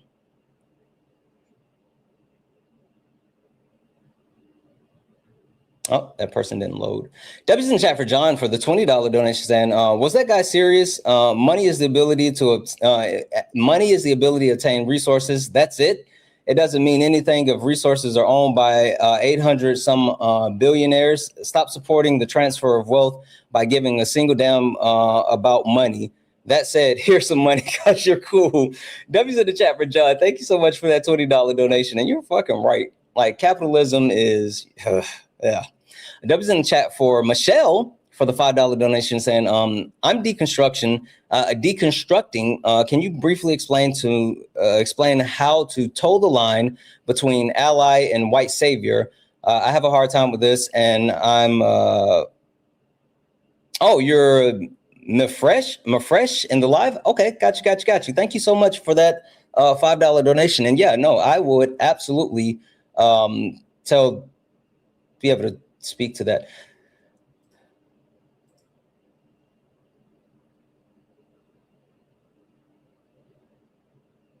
Hi, are you a Trump supporter or disagree with something on the background?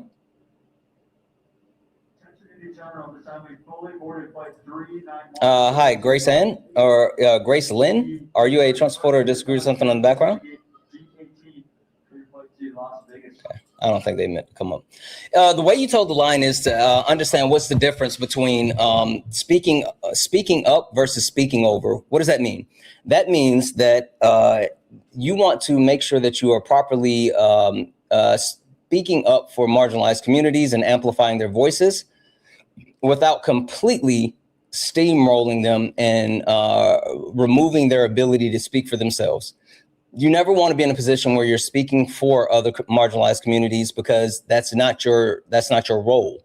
So one part of being an accomplice is understanding not only how you protect those marginalized communities, but what does it look like for those marginalized communities if your message is taken the wrong way? What do I mean by that?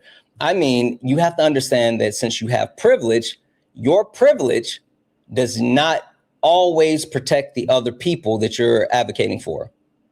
We're absolutely supposed to use our privilege to help and protect those marginalized people.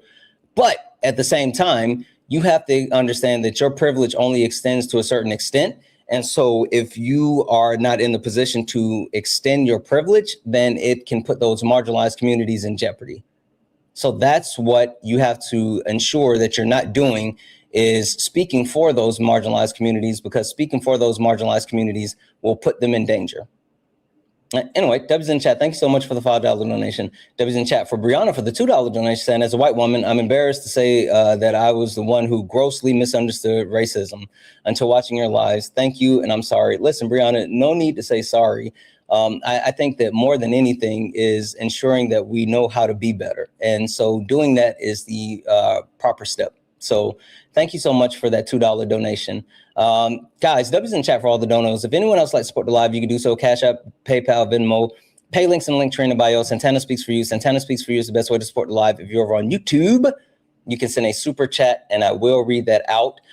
For the YouTube comment section, there was some kind of mouthy MAGA men over in the YouTube comment section. Hey, cowards, why you guys hiding out over there? Like, you do understand. You do understand that all you have to do is click that link and you can get up here and debate me instead of you being keyboard warriors, right? I'm going to drop the link in the chat again. And what's happening is my mods are timing you asshats out, right?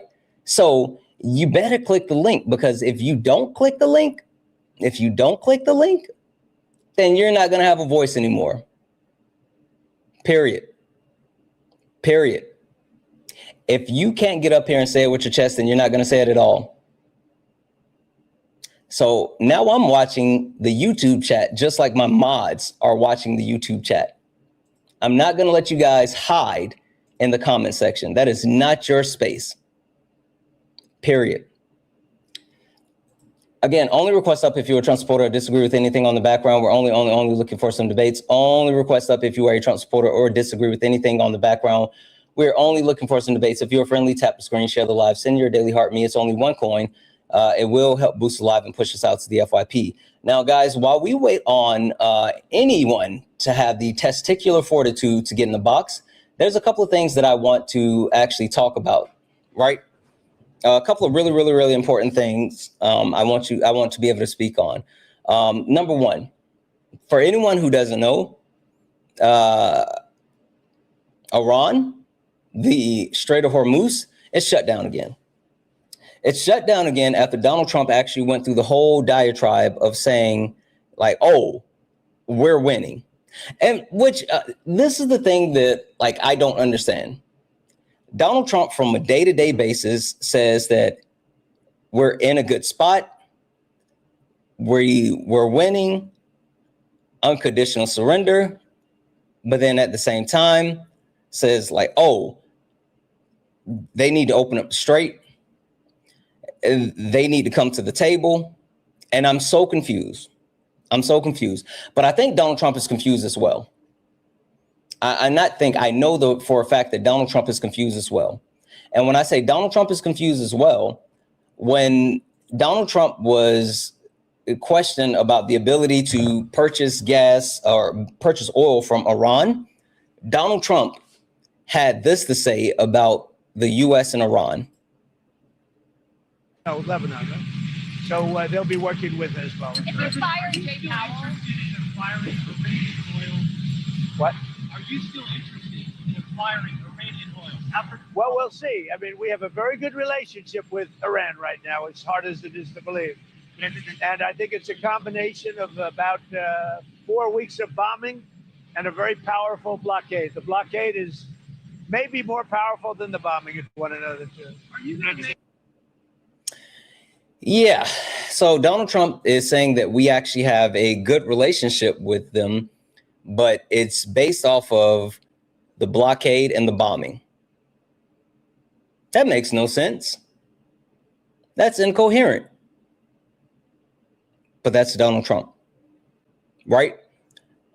Donald Trump is pushing the idea that somehow we're in a good spot while at the same time we're in a war. Now, the reason why Donald Trump may think this as well, though, is because since this conflict has started, business is booming for Iran. Business is booming for Iran, right? Not only has Iran been able to make money from collecting tolls for passing through the Strait of Hormuz, sanctions have been removed by the United States, which is fucking wild, right? Donald Trump calls the actual conflict as far as the amount of oil that we have for global usage, and then remove sanctions to get more oil for global uses because oil prices were too high. Yes, it was teetering $200 a barrel. That makes no sense.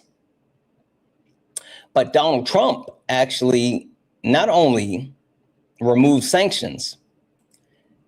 This is something that I want to share with you guys, because this is something that MAGA, you guys might want to close your eyes. Like I'm not even lying. MAGA Trump supporters, you guys may want to actually like close your eyes. You may want to actually turn away. You might want to just leave the chat for a while, because I'm telling you, this is going to absolutely crush your reality and the things that you like to say, because we all know that MAGA has talking points, right? MAGA has talking points. And one of their biggest talking points is, well, Barack Obama gave them cold hard cash, shipped them pallets of money. Have you guys heard them say that? That Barack Obama shipped Iran pallets of money, you know, completely negating the fact that it was a part of the TCGOA, where the actual agreement for them to not make nuclear weapons dictated that we unfreeze their money, right? We didn't give them US money. We unfroze their money regardless. That's been their talking point. Well, guys, MAGA, you're not going to like this. You're forewarned. You're not going to like this. MAGA, guess what Donald Trump is actually prepared to do. Donald Trump is preparing to unfreeze $20 billion of Iranian funds, with a B. 20 billion. Trump is preparing to unfreeze $20 billion in Iranian funds. And keep in mind, you guys had such a problem with Obama unfreezing 1.7 billion once we got them in an agreement not to make nuclear weapons. But Donald Trump, who started a war, and now we're in worse conditions today because, one, no one was paying fees to get through the Strait of Hormuz, but now they're paying fees. Two, Iran economically wasn't in a good place, but now they are, because they made so much money hand over fist. Three, we lifted sanctions on Russia, so now Russia's economy has recovered as well. Number four, we are getting ready to make an agreement that will put Iran in a better position, and they hadn't done shit. So again, MAGA, Donald Trump is getting ready to release $20 billion in frozen Iranian funds. But you guys thought that it was a good thing that Donald Trump was engaging in this conflict with Iran. That's interesting.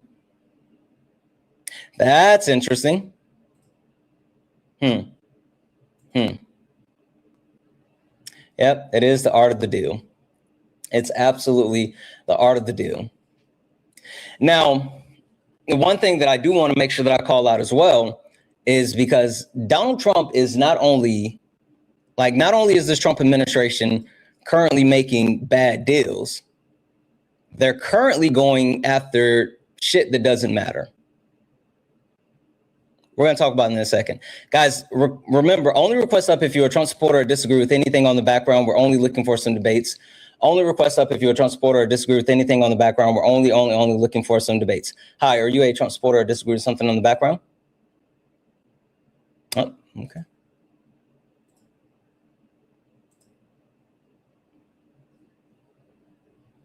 Oh, okay. Guess that person isn't going to load either. Not going to load either.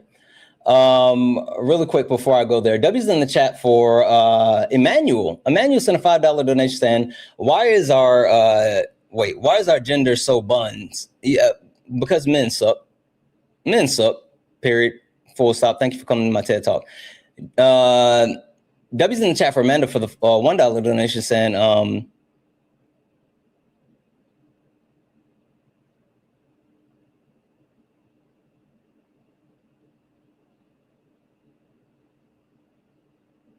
Amanda, you said, that's interesting. Amanda, who's calling you out in the chat and why? I have no idea what you're talking about as far as it's someone calling you out in the chat. And also, like, if someone is telling you that you're anti-Black, then maybe we should, like, dig into that. But Amanda, I have no idea what you're talking about as far as someone calling you out in the chat. I'm not calling you out, but I don't know. W's in the chat as well for Joseph for the $2 donation saying, good morning, Santana. Washington Post, we calculated how much Nick Fuentes earns from his live streams. The far right provocative has pocketed roughly $90K from financial donors since January 1st, 2025. Some super fans see him as part of their families. MAGA's really twisted. MAGA really is. It's really crazy how they have like that, whatever. W's in the chat for, I think it's pronounced Chevi. Chevi sent a $1 donation saying, checking to see if this is you. Yes, it is me. Thank you so much for that $1 donation. And let's see here. Last but not least, W's in the chat for Thick Frog, who sent a $9.99 super chat to say, I think marginalized people should also be educating themselves more about racism and other social issues that is going on. Even people of color have racist ideas that we have to learn, that we've learned over time. Yeah, absolutely. Black people can be anti-Black. They can't be racist, but they can be anti-Black. But I think that's important for any marginalized group, because I think it's important for marginalized people to understand intersectionality. And once they understand intersectionality, then they'll have the ability to have a deeper level of, dealing with those things that not only exist within their communities, but other communities. So there's that. Anyway, W's in the chat for all the donos, guys. If anyone else likes to support the live, you can do so. Cash App, PayPal, Venmo, pay links and Linktree in the bio. Santana Speaks for You. Santana Speaks for You is the best way to support the live. If you're over on YouTube, you can send a super chat and I will read that out. Guys, again, only request up if you are a Trump supporter or disagree with anything on the background. We're only looking for some debates. Only request up if you're a Trump supporter or disagree with anything on the background. We're only looking for some debates. If you're friendly, tap the screen, share the live, send your daily heart me. It's only one coin. It will boost the live and push us out to the FYP. Now, like I was saying, while the Trump administration is actively, hey, thank you, Tay, is actively not doing anything beneficial, they've made a decision to do more shit that's not beneficial. They're actively looking for things to distract people, because that's what they do. And so what's their new thing, which is their old thing? Hyperfixating on Barack Obama. What am I talking about? Let's listen to Caroline Levitt. Other matter, over the past few days, Director of National Intelligence Tulsi Gabbard has unveiled shocking new evidence that former President Barack Obama and top aides in the Obama administration conspired to subvert President Trump's 2016 election victory and undermine the democratic will of the American people. While publicly pretending to engage in a peaceful transfer of power, in private, former President Obama went to great and nefarious lengths to try to sow discord among the public and sabotage his successor, President Trump. The new evidence released by the Director of National Intelligence, who is here with me today, confirms that the Obama administration manufactured politicized intelligence, which was later used as the justification for baseless smears against President Trump in an effort to try to delegitimize his victory before he even took the oath of office. The truth is that President Trump never had anything to do with Russia, and the Russia collusion hoax was a massive fraud perpetuated on the American people from the very beginning. And the worst part of this is Obama knew that truth, and so did all of the other corrupt officials involved in this scam, including former CIA Director John Brennan, former Director of National Intelligence James Clapper, former FBI Director James Comey, former Deputy Director Andrew McCabe, and many others. Director of National Intelligence Gabbard's report further confirms what we already knew. There was no collusion, no corruption, except on the part of Barack Obama and the weaponized intelligence agencies at the time. So Caroline Levitt went on from that point to like ramble about a bunch of nothing, right? And when I say a bunch of nothing, I mean she continued to lie. The point being is that they want to distract from like all of the shit that's actually happening. And they're willing to go back to 2016 to 2020 to like look for any and everything to distract and also somehow justify Donald Trump. And so they're saying there's some more stuff that's going to be coming out this week, but I'm positive it's a bunch of nothing. Because that's what they always have, a shitload of nothing, right? Only request up if you're a Trump supporter or disagree with anything on the background. We're only looking for some debates. Only request up if you are a Trump supporter or disagree with anything on the background. We're only looking for some debates. If you like to support the live, you can do so. Cash App, PayPal, Venmo, pay links and Linktree in the bio. Santana speaks for you. Hey, thank you, Phil. Santana speaks for you is the best way to support the live. If you're over on YouTube, you can send a super chat and I will read that out. Keep tapping the screen, guys. Let's get the likes up to 250,000 likes. Also, 1.3 thousand people hanging out. If you look up here at the top and you see the word follow, that means you're not following me. Hit that follow button.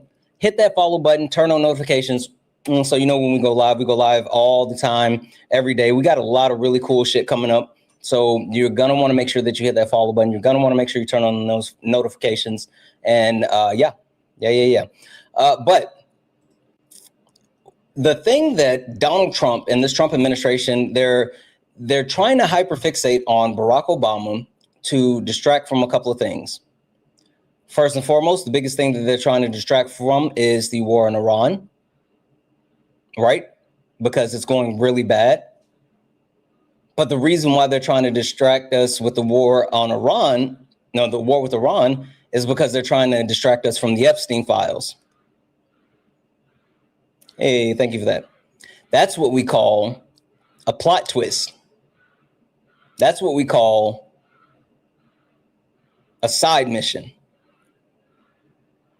The Trump administration engaged in a full-blown war as a side mission from the Epstein files. Fucking crazy. Fucking crazy. But that's what it is. That's what this administration is. That's what this administration is about.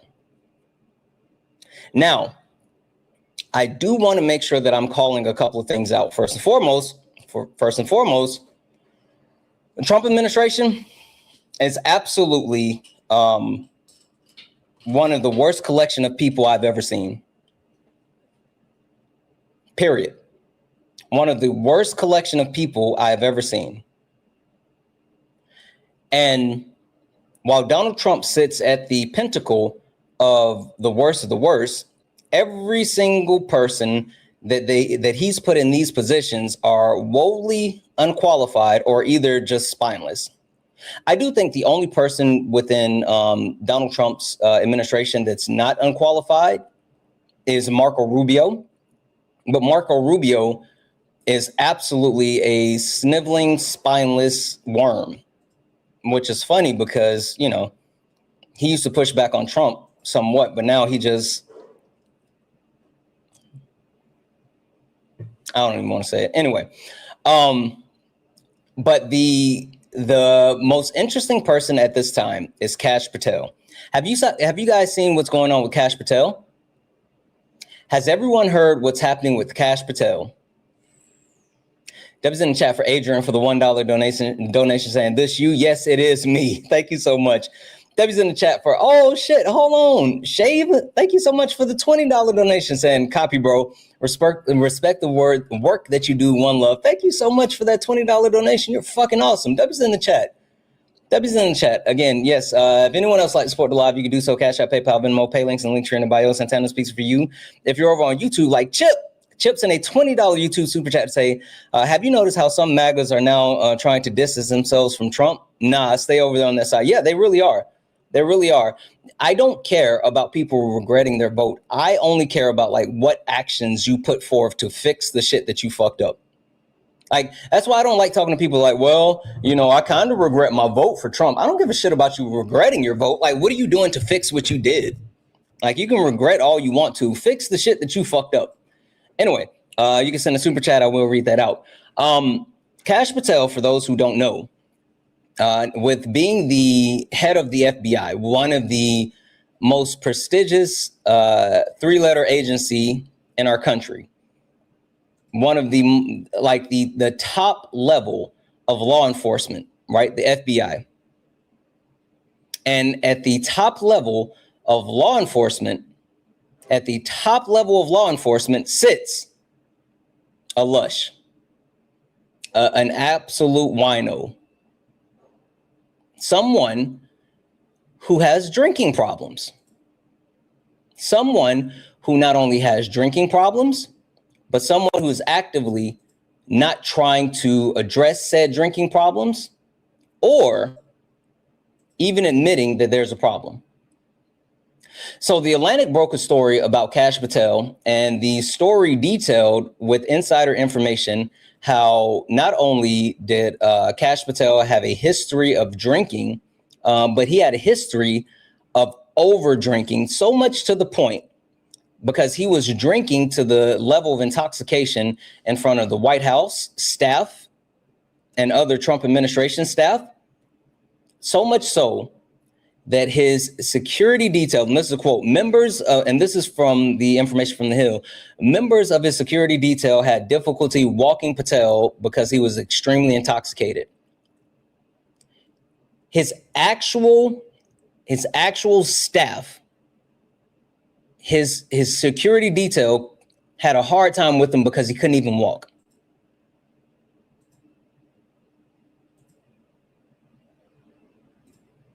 Hi, are you a Trump supporter or disagree with something on the background? Oh, okay. Now, this is where things got really bad because him drinking to the point of like being drunk all the time. Yes, that's really bad. That's really bad. Also, apparently there's a social club in DC, and then there's also a social club in Vegas where Kash Patel spends all of his time, all of his money drinking and completely like sloshed out of his mind. But this is where the problem comes in. After Kash Patel had one of his benders or whatever, right? One of the actual moments of him drinking, and to the point of oh, okay, Biden was like that sober. Oh, Chris, come up here, bub. Chris, I see my mods have already muted you. Chris, oh, is this the ass hat that was in my comments? Oh, this better not be the ass hat that was in my DM, who I told to get up here and debate me. Like, you guys, you fucking cowards are something else. Hold on, let me check. Because if this is the ass hat that's in my comments, but you can't get up here, oh no, that's another ass hat. It's someone named Jacob. That's who we're talking about. Yeah, I'll tell you guys about Jacob in a moment. Anyway, not only is Kash Patel so intoxicated that in public, everyone's seeing this and they can't even properly get him around. But the FBI had to get a battering ram to knock down a door because Kash Patel, the head of the FBI, went hours and hours and hours without contact. People had been trying to get in touch with the head of the FBI, Kash Patel,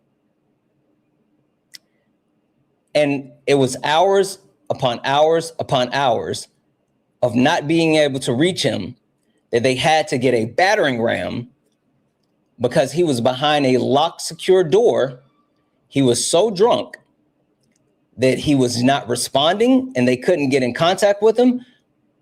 And so to ensure the safety of the head of the FBI, Kash Patel, they had to get a battering ram and knock down the door.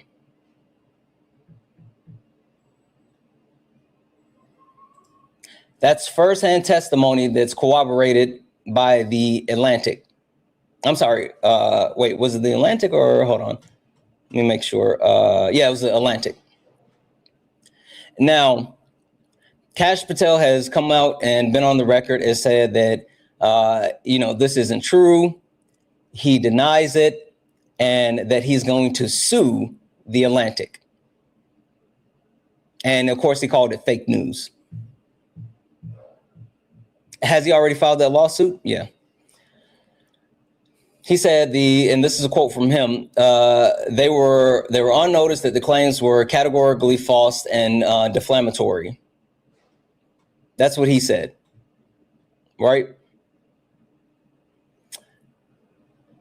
When I tell you that not only is this par for the course, what up, Peach?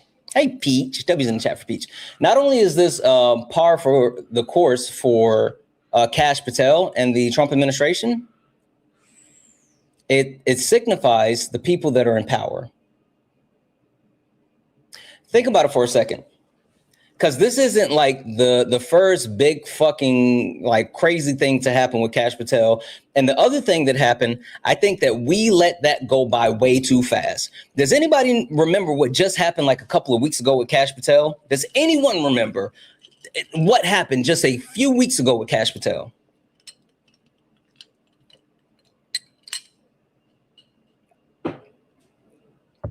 The Olympics was something, but no, that's not even what I'm talking about. Yes, he was wasted with Team USA in the Olympics. That's not it. Kash Patel, the head of the FBI, a couple of weeks ago, got his personal email hacked and leaked by Iran. Iran hacked and leaked the head of the FBI's personal email. We let that go by way too fast and didn't talk about that enough. But the top cop in the country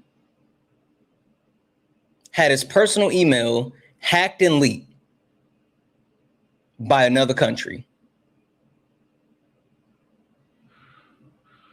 What the fuck is happening? What are we doing? What are we doing? This is indicative of the people that this Trump administration has put in power. This is the people that are supposed to be protecting our country and the quote unquote free world. This is the people that MAGA, that you guys have put all of your trust in. That's it. W's in the chat for Andrea for the $25 donation. Holy shit. Thank you so much for the 25. So thank you for being kind. I appreciate you. I appreciate you so much more. Holy fuck. Thank you so much for the $25 donation. Guys, again, if anyone else likes to support the live, you can do so. Cash App, PayPal, Venmo. Pay links and link tree in the bio. Santana Speaks for You. Santana Speaks for You is the best way to support the live. If you're over on YouTube, you can send a super chat and I will read that out. Also, W's in the chat for Z Aquaman 96, who became a subscriber over on Twitch. W's in the chat for Vash, who has a 175 stream streak, and also Lotus, who has a 40 stream streak over on Twitch. W's in the chat for all of you. W's in the chat. Guys, only request up if you're a Trump supporter or disagree with anything on the background. We're only looking for some debates. Bash and BS said, I say, yep, I'm impressed, average black man. Hey, I bet you won't. You follow me, and you get up here. You've already been. It's so funny how people come in here. This is why I don't take any of these people serious. Listen. This is why I don't take Trump supporters serious. It's because they're all fucking cowards. They're all fucking cowards. None of them are brave enough to not only get in the box, but none of them are brave enough to actually put their face to what the shit that they want to say. They want to hide in the comments. They want to hide behind fake profile pictures. They want to hide behind fake names just so they can be cowards and slur, because they're afraid to actually do anything and put their face on it, right? They're absolutely terrified to say it with their chest. And I don't give a shit about thumb thugs. I don't give a shit about you cowards. And I will tell you this. I'm funnier than you. I'm quicker than you. And your microaggression bullshit doesn't get to me. I want to share a quick story. So this is from someone named Lincoln, right? Who, of course, follows me. But Lincoln, username @call_m_link, right? So I posted something on my story, and it was talking about how, like, MAGA, you need to be on the front line, right? And funny thing is, I don't always check my messages, but sometimes I check my messages. And if I check my messages and I see you talking shit, I'm going at your neck, no Kirk, right? So I posted a story, and Lincoln replied to the story and said, if you don't support the United States, why do you live here? That's what Lincoln said in my DM, unprovoked. That's what he said. So I got active. I told him, because this is my country, you coward. MAGA, Trump supporters, Republicans are the traitors, and I'm a patriot. Deal with it. That's what I told him. Right? That's what I told him. And so then he replied, Trump 2028, Trump's way or the highway. Keep fucking crying, you crybaby B word. And then he came back again and said, go beg for donations, road tar.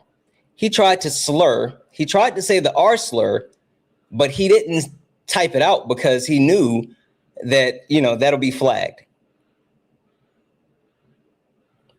He said, Trump 2028, Trump way or the highway, keep fucking crying, you crybaby B word, and then followed up with a go beg for donations, road tar.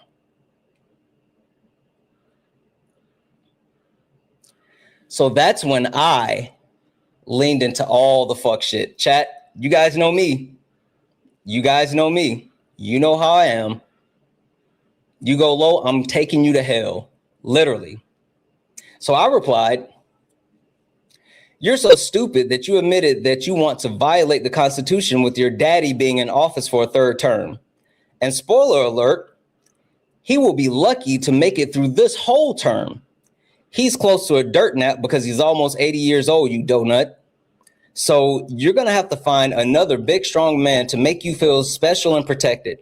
Cry harder, Snowflake, because your daddy is going to be burning 6 feet deep alongside Charlie Kirk and Hulk Hogan. That's what I said. That's what I said. That's what I said. Right? Now, After I made the statement that I made, well, give it a second here. Hi, are you a Trump supporter or disagree with something on the background? I'm a Trump supporter, yeah. But Okay. before I get into that, I wanted to ask you a very important question. Is it about my car extended warranty? No, it's not. Well, basically, I wanted to ask you. It's that it's a pretty big favor, but I feel like it's within reason. If do you have like a PayPal or like something for me to donate? Yeah, Cash App, PayPal, Venmo. Santana speaks for you. Okay. Well, me looking at you, you look like the kind of guy that I would want to see dressed up as a femboy. So if I sent you $100, would you dress up like that and send me a video of you shaking a tail that you put up your butt? I don't know if I would like do it for $100. If you send me $100, then sure, I'll twerk for you, I guess. I mean, if that's what you're into, I'm not gonna kink shame you. If you want to see me like twerk, fine, but yeah, pay me for it. I don't know, you guys. Again, I don't kink shame people, and also I don't kink shame people, and also like have nothing against the queer community. And I understand that, like, you know, I'm a good looking man. And so people are, you know, I'm married, right? But people find me attractive. So if you find me attractive and you wanted to send me $100 to like twerk for you because that's your thing, I guess. But I don't know about like putting anything in my butt. I'm not going to go that far. But yeah, if you want to send me $100 so you can fantasize about me and have like a customized video of you fantasizing, go ahead and send the actual the money. Cash App, PayPal, Venmo, pay links and link in the bio. Santana speaks for you. And how am I going to get that video? You send the money. Then tell me where to send it through the pay links. All right, bet. I appreciate you, bro. Oh, no, don't run because now you're up here. Don't run. You owe me a debate after coming up here thinking that you were actually going to come up here and say weird shit. And then it was just going to be like, oh, I can't believe you said, like, see, this is the funny thing about me, right? One, I'm not insecure.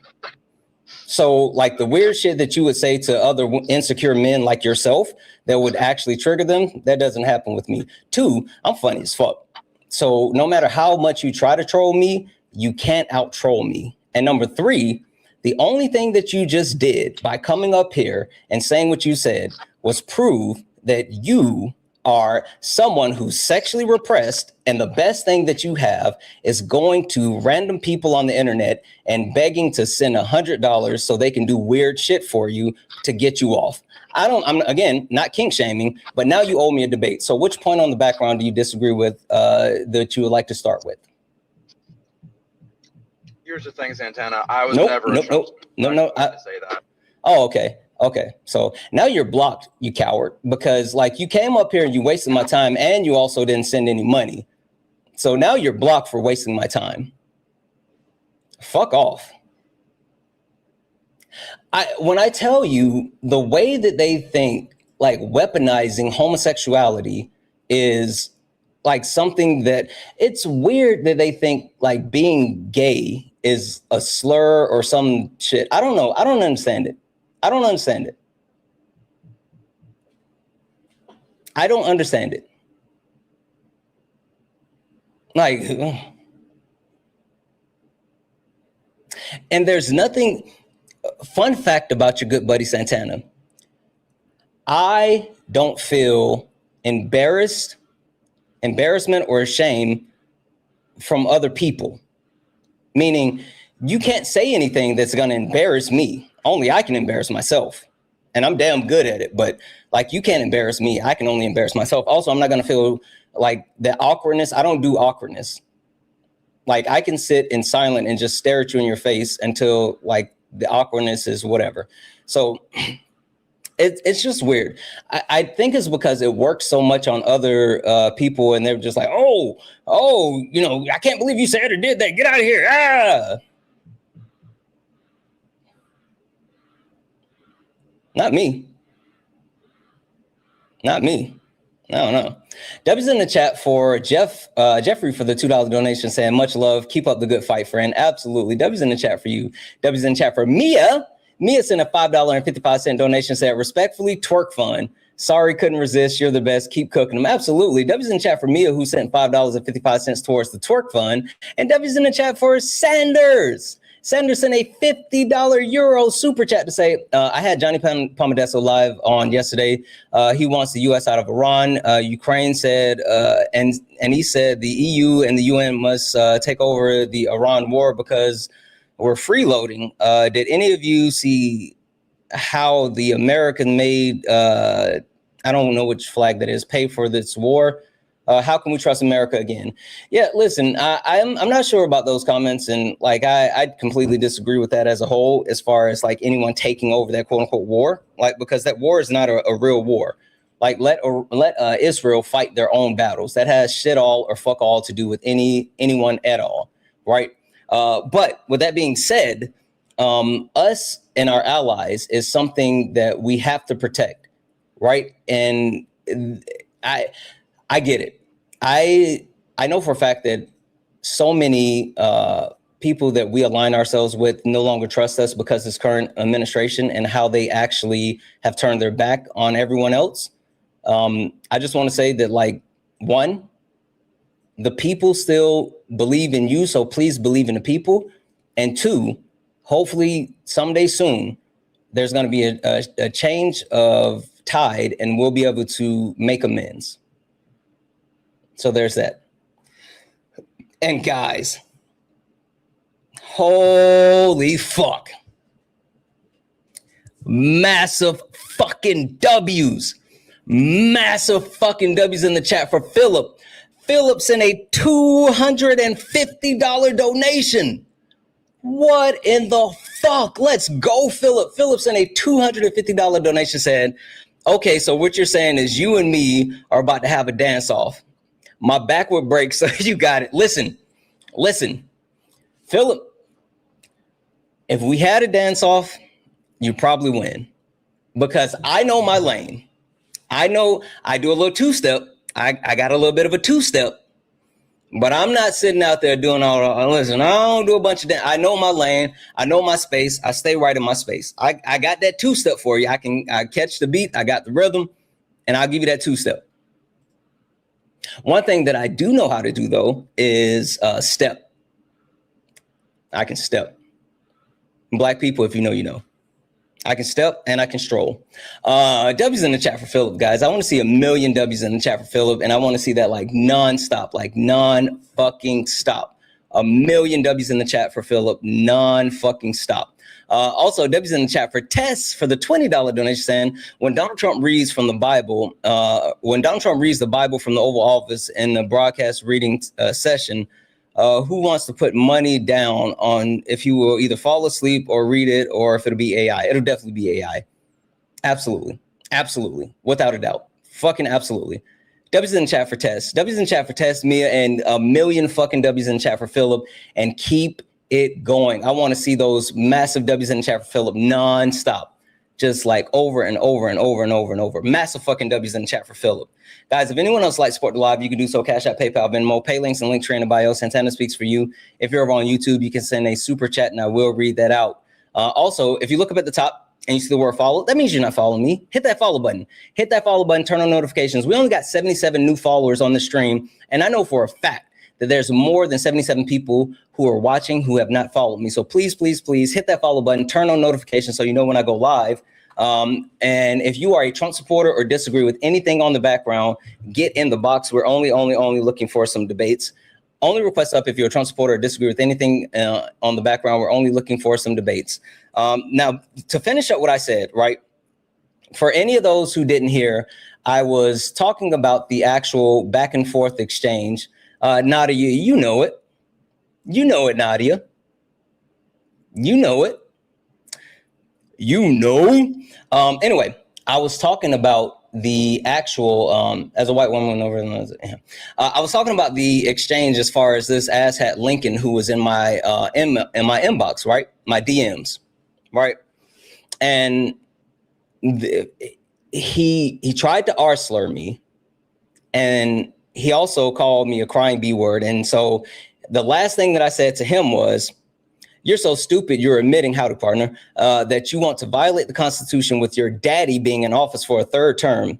And spoiler alert, he'll be lucky to make it through this whole term because he's close to a dirt nap because he's almost 80 years old, you donut. So you're going to have to find another big, strong man to make you feel special and protected. Cry harder, you snowflake, because your daddy is going to be burning 6 feet deep alongside Charlie Kirk and Hulk Hogan. That's what I said. That's what I said. Now, after I said that, remember, he came into my inbox. He brought the smoke to my front door. All I did was match energy. So he replied with a dancing Donald Trump meme, right? And like you can see, it's the dancing Donald Trump meme. Like he replied with that. And then he said, sounds like to me you're missing Sleepy Joe. Let's not forget how terrible he was for the economy. No president will ever do what Trump is willing to do for the citizens of the United States. That's what makes him so much different than any other president we've ever had in office. You should seek employment and stop getting caught up in politics.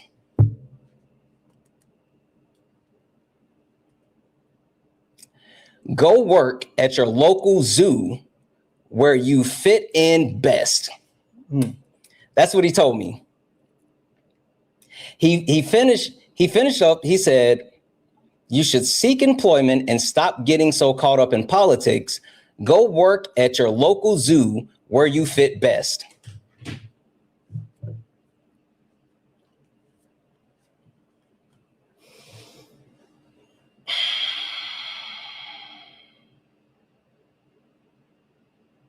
Now, chat, I see what you're saying.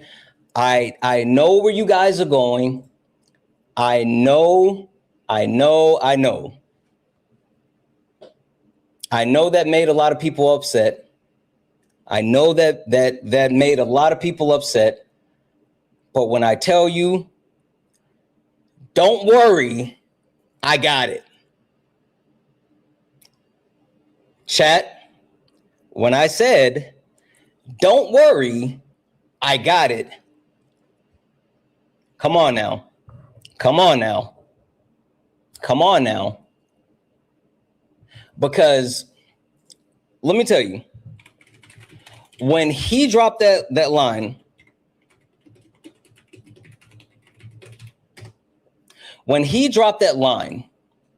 right? When he decided that's the level of racism that he was going to engage in and what he was going to do,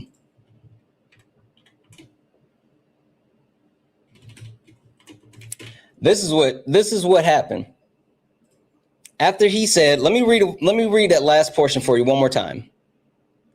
He said, you should seek employment and stop getting so caught up in politics. Go work at your local zoo where you fit in best. And I said, bet. I said, oh, those are the type of games that we're playing. Bet. I said, it's time to get active. And I said, bet. This is exactly what I did as soon as I read that shit. When I read that, I said, okay, I got you. Cool.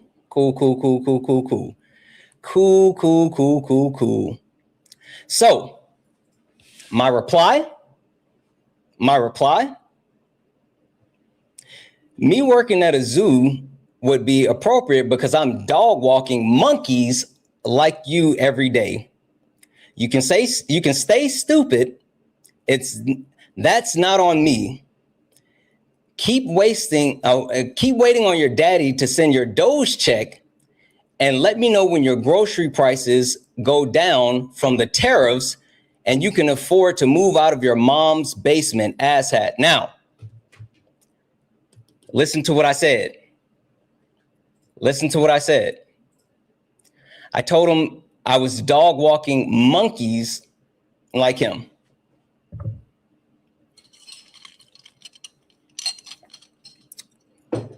My favorite thing to do is use the racist terms towards racist that they try to weaponize.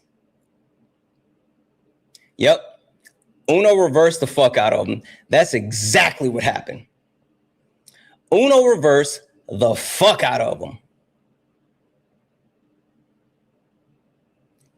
And when I tell you, he did not know what to do. So his reply,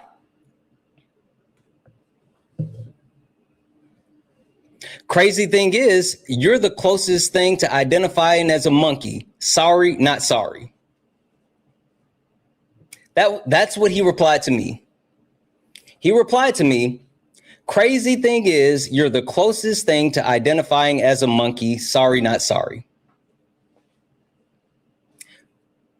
But chat, you guys remember what I said?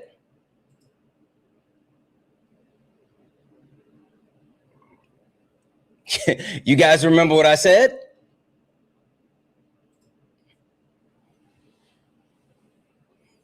So I then replied, no, it's you. That's the wild shit.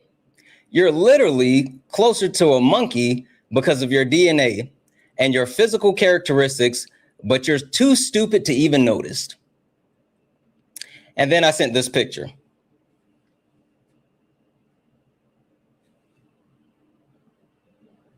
Sent that picture. I then followed up with, listen to me, chat. I locked the fuck in.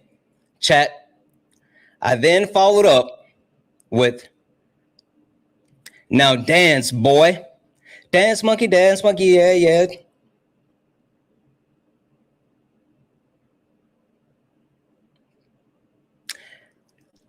So after I sent that, he replied, looks like the lady on the left has a built-in floating device. Not sure why you fear the water. That's what he said. He told me, looks like the lady on the left has built-in floating devices. Not sure why you fear the water. He's talking about her lips. That's what he's talking about, right? He's talking about her lips. That's what he said, right?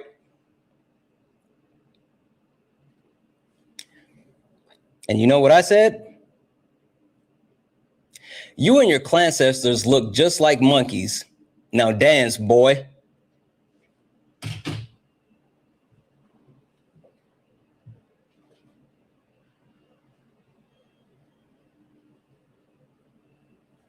That got under his skin. Oh, that got under his skin. But the best reply he had was, can you swim? That's the only thing that he sent back. Chat. When that's all that he could muster, when that's the only thing that he could reply, can you swim? I went for the jugular. When the only thing that he could reply is, can you swim? Okay. I said, I can. Do you smell like wet dog after you get out the shower? And I said, when's the last time you washed your legs? And then I said, are you dating your sister or your mother? Then I said, can you count all your teeth that you have on one hand? And then I said, when are you and other white men going to stop touching kids? And then I said, why are you so mad that white women don't want you anymore? When I tell you I started spamming the button,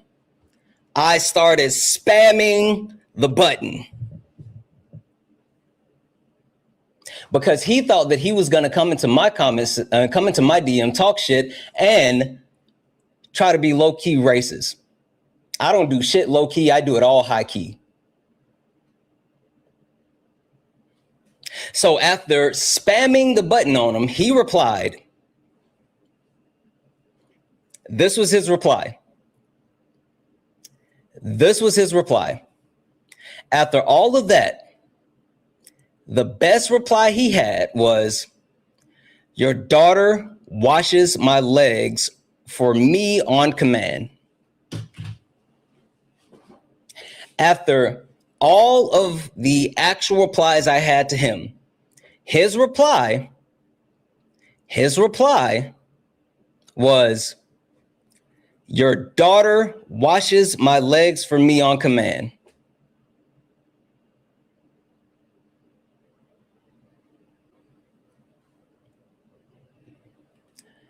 Chat, when I told you I am too quick with this shit, I meant it. When I told you I am too quick with this shit, I meant it. I immediately replied, "I don't have a daughter, but it's strange the first thing that you think of is little girls. That says a lot about you. We got to protect these kids from you PDF files."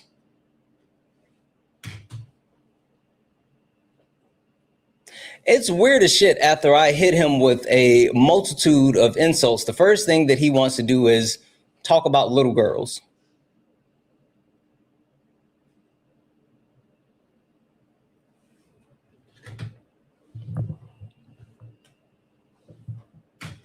So, after I call out the fact that he's talking about little girls and he's a pedophile, chat, you would think that he would respond to that, right? You would think that he would actually have some type of reaction, some type of pushback, some type of like, "Oh, that's not true," or "Look, you're making shit up." You would think that he would immediately just be like, "Ain't no fucking way," right? That's what you would think. That's what you would think. But he didn't. He didn't.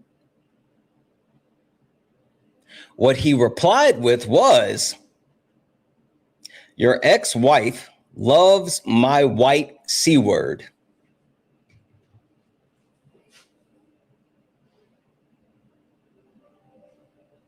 So he forgo responding to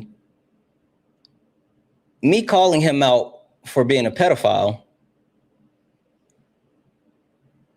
and immediately said that my ex-wife loves his C word.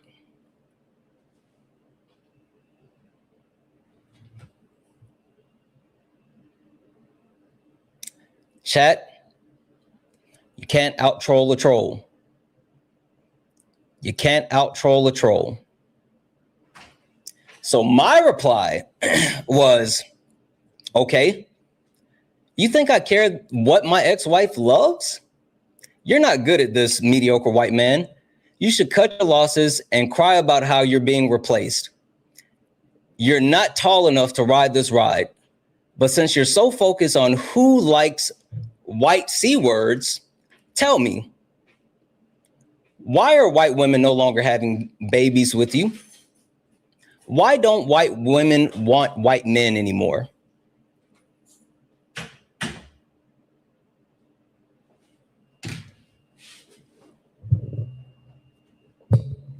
He didn't reply to that shit. He didn't send any more DMs after that. Chat, he jumped out of my inbox after that one.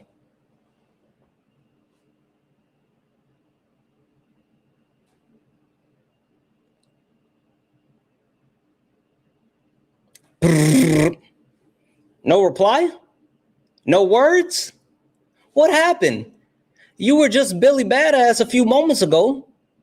You were in my comments. You jumped in my DM talking shit, thinking that I wasn't going to notice you. And then trying to lean into microaggressions, not realizing that I don't do shit low key. It's all high key.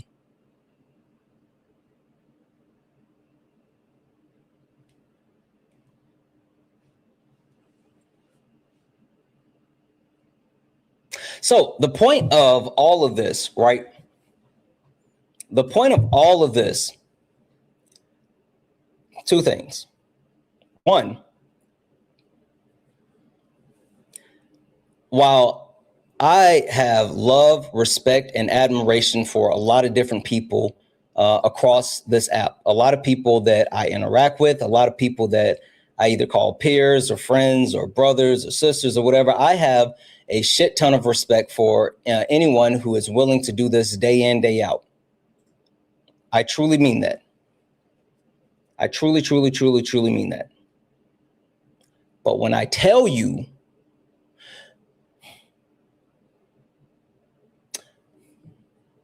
see, people come into this live and they see, like right now, 1.6 thousand people watching on TikTok, another 500 over on YouTube, Twitch, Instagram. We got over 2,100 people watching us right now, right? We got 2,100 people watching us at this very moment. And let's be honest. The only other people on this app that gets this type of numbers, they're white men, right? If we're going to be honest, the only other people that are putting up these type of numbers are white men. And so these people see other white men and they try to troll other white men and they talk to other white men this way, and it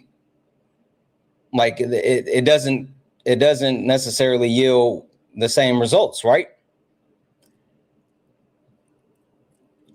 That's because they're not like me. I mean it when I say it. They are not like me.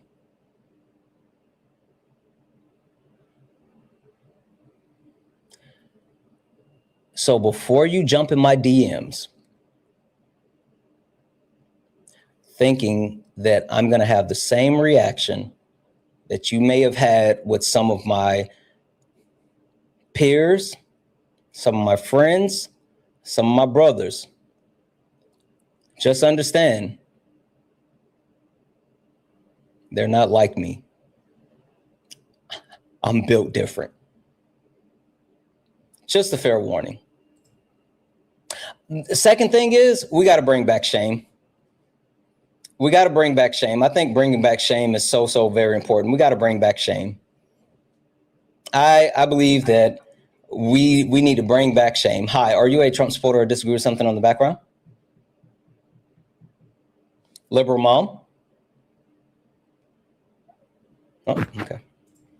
Only request up if you're a Trump supporter or disagree with anything on the background. We're only looking for some debates. Only request up if you're a Trump supporter or disagree with anything on the background. We're only looking for some debates. If you're friendly, tap the screen, share the live, send your daily heart me. It's only one coin. It will boost the live. Hi, are you a Trump supporter or disagree with anything on the background? I'm a Trump supporter. Okay. Can you give me 2 seconds just to say thank you to a couple of people and then we'll get into it? Yes, sir. Perfect. W's in the chat for Sanders for the $2 euro to say, oh, okay, that's the European Union flag. Sorry, I appreciate the hell out of you. W's in the chat. Oh, thank you for the corgi. W's in the chat for David for the $2 euro to say, I can't do the Eddie Murphy voice, but Eddie Murphy voice for $250. Yep. Philip came through and shook the room. W's in the chat for that. W's in the chat for Tyler for the $5 donation saying it's not much. Stop it, Tyler. Thank you so much for the $5. You're fucking amazing. And that's a hell of a lot of money. But my wife and I absolutely appreciate you. Watch you daily, even at work. Keep it up. I'm glad that I've become a part of your daily routine. That means the world to me. W's in the chat for Tyler. Thank you so much for that. W's in the chat for Joe. What up, Joe, who sent a $4 donation saying, clicked on the wrong one. Said, my favorite Cardi B quote, when they go low, drag them to hell. Keep roasting them, Santana. You know what we do. Like, seriously, I don't let them off the hook. And last but not least, guys, holy fuck. W's in the chat for Janaea. Holy fuck. W's in the chat for Janaea for the $50 donation. W's in the chat, and that's spelled Janeya. Holy shit. Thank you so much for the 50 say. When I played Warcraft, a white woman was being racist on the voice chat. And when I said, piss off, mayonnaise monkey, Your bloodline looks like a U-turn. God damn. She started crying. Her DPS was shit too. God damn. W's in the chat. W's in the chat. Again, if anyone else likes to support the live, you can do so. Cash App, PayPal, Venmo, pay links and link tree in the bio. Santana Speaks for You. Santana Speaks for You is the best way to support the live. If you're over on YouTube, you can send a super chat and I will read that out. All right. Bushlight, which point on the background do you disagree with the most where you'd like to start? So I was a Trump supporter. Okay. Which point on the background do you disagree with the most where you'd like to start?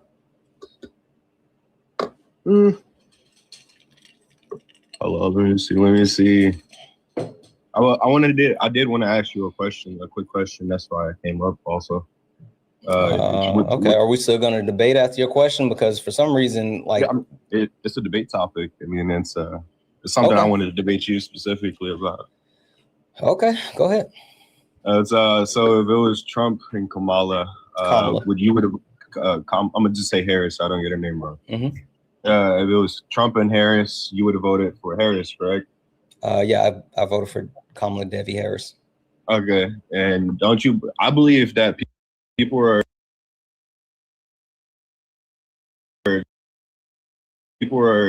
putting too much on Trump because they think that. Yeah, I believe everyone. Kamala Harris would have took us into the same war that we're in right now currently.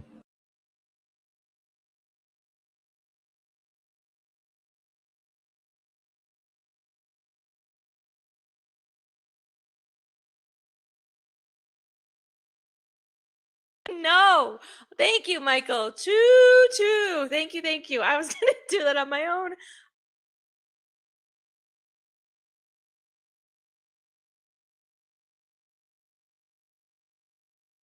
Can you speak for just a few moments and make sure that everyone can hear you?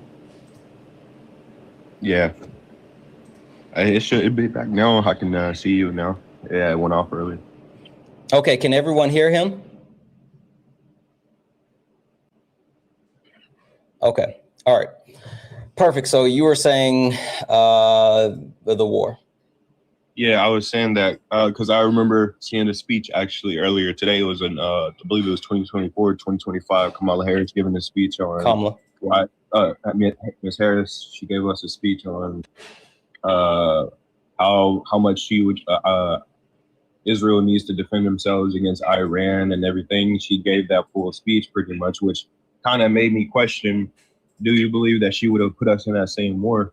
Since she spoke about that in that one speech, I would have to find that full speech all over again, but I watched it on YouTube earlier today, and she was giving I think it was a speech to AIPAC, and that kind of made me think that she would have put us in the same war that Trump has us in currently, because sorry, go ahead. No, sir, I want to hear what you have to say. I don't care. You don't think so? No, I don't care. I find no utility in talking about Kamala Devi Harris and what could have been, or things like that. I mean, I'm a very practical person and also a realist, and so I can dream about days of future past, but that has nothing to do with our lived reality today. And so I can't hold Kamala Harris accountable for what she would or would not have done. We'll never know, and we can only deal with the reality as far as what we live in today. And that's my position. That's why I don't like talking about that's why I don't like talking about the 2024 election. That's why I don't say, did you vote for Donald Trump? That's why I don't say if you could go back and all this other stuff. I live in how do you support Trump today? Yeah, I support Trump only today because how strict he is with using and enforcing ICE. That's my main thing. How is what he's doing with weaponizing ICE beneficial to United States citizens? It's actually, it doesn't benefit us just letting everyone into the country, actual citizens of the United States, but I believe that we should, it should be strict. I think it should be more strict actually than it is right now, because we shouldn't allow any people to come here that don't have papers, really. Yeah, I don't care about that either, as far as what like we think. I'm saying, like, how does what Donald Trump is actually doing to weaponize ICE benefit everyday Americans? You said that's why you support him today. And I'm trying to understand, with what he's doing with ICE, how is that beneficial to everyday Americans? That we don't have Americans getting hurt in the streets. We have, I mean, I've debated this before. It was someone, I forgot who, but it was that fact that we have American citizens unalived by ICE. I mean, not by ICE, but by ICE, but also by immigrants also, which was a big problem. And I was like, I support ICE, but they did some things I didn't like, but also they did, you look back at the names and at the ages of the people, we have a lot of young Americans that have been unalived by immigrants. Sure. Question for you, Bushlight. When was the last undocumented immigrant to commit a mass shooting here in the United States of America? I couldn't name that. I believe it was a couple, I think it was a month or two ago. It was actually. I would love to know a name of an undocumented immigrant that committed a mass shooting a month or two ago. All right, bet. Give me a sec. Can you give me a sec? Sure. You do that. I'm going to thank a couple of people. W's in the chat for Rebecca for the $5 donation, saying, thank you as always, just because I learn something new every damn day from you. Thank you, Rebecca. Holy shit. Thank you. W's in the chat for Kenzie for the $1 donation. Kenzie, guys, I'm so serious. When I tell you, don't say sorry. Like, again, like the economy is rough. Times are hard. Like, I don't care if you send $1 or whatever. I truly mean it. I thank you from the bottom of my heart, because you don't have to do any of the things that you do. Like, your kindness allows me to be here day in, day out to do the things that I do. And so, like, $1 that adds up. You being here to support adds up, and I will never take that for granted. So you should never have to say sorry when sending a donation. I truly mean that. You guys mean the world to me. W's in the chat for Kenzie and said, I love you and your voice. Thank you so much, Kenzie. W's in the chat for Kenzie. Guys, if anyone else would like to support the live, you can do so. Cash App, PayPal, Venmo, pay links in the link tree in the bio. Santana Speaks for You. Santana Speaks for You is the best way to support the live. If you're over on YouTube, you can send a super chat and I will read that out. Guys, 1.4 thousand people hanging out. Look up at the top. If you see the word follow, that means you're not following me. Hit that follow button. Hit that follow button. Turn on notifications so you know when I go live. We go live all the time. And we got some really, really, really cool shit coming up, including if you like to support the live, Cash App, PayPal, Venmo, Santana Speaks for You. Pay links and links are in the bio. We have some really cool shit, and I'm going to be doing some traveling coming up really soon because of some really cool shit. And I'm also in talks with two members of Congress to do some more really cool shit. So if you want to help support what we do here, you want to support the live-ins, want to support the things that we have planned to try to make sure that we're doing everything to continue to fight for our country, consider donating. Cash App, PayPal, Venmo, pay links and link tree in the bio. If you're over on YouTube, Santana, you can send a super chat and I will read that out. All right, Bushlight, were you able to find that source? I can't. Not right now. It's I have to dig deep, but I can't find anything right now. I'm gonna be honest. All good. So let's just say we don't know. Can't remember. When was the last time that a mass shooting occurred within the U.S.? Every day. Yeah, but like specifically, do you know any notable mass shooting that has occurred? Not currently, but I know that it's a lot. Well, I mean, in Chicago recently, it was a shooting. I forgot where, but it was 3 people. You don't have to make up something or go to Chicago. It's all good. Shreveport, Louisiana. There was a mass shooting where a father ended up. Louisiana father killed 8 children, and this just happened on. I'm sorry, trigger alert, guys. Trigger alert. This just happened on Saturday night into Sunday morning. Right.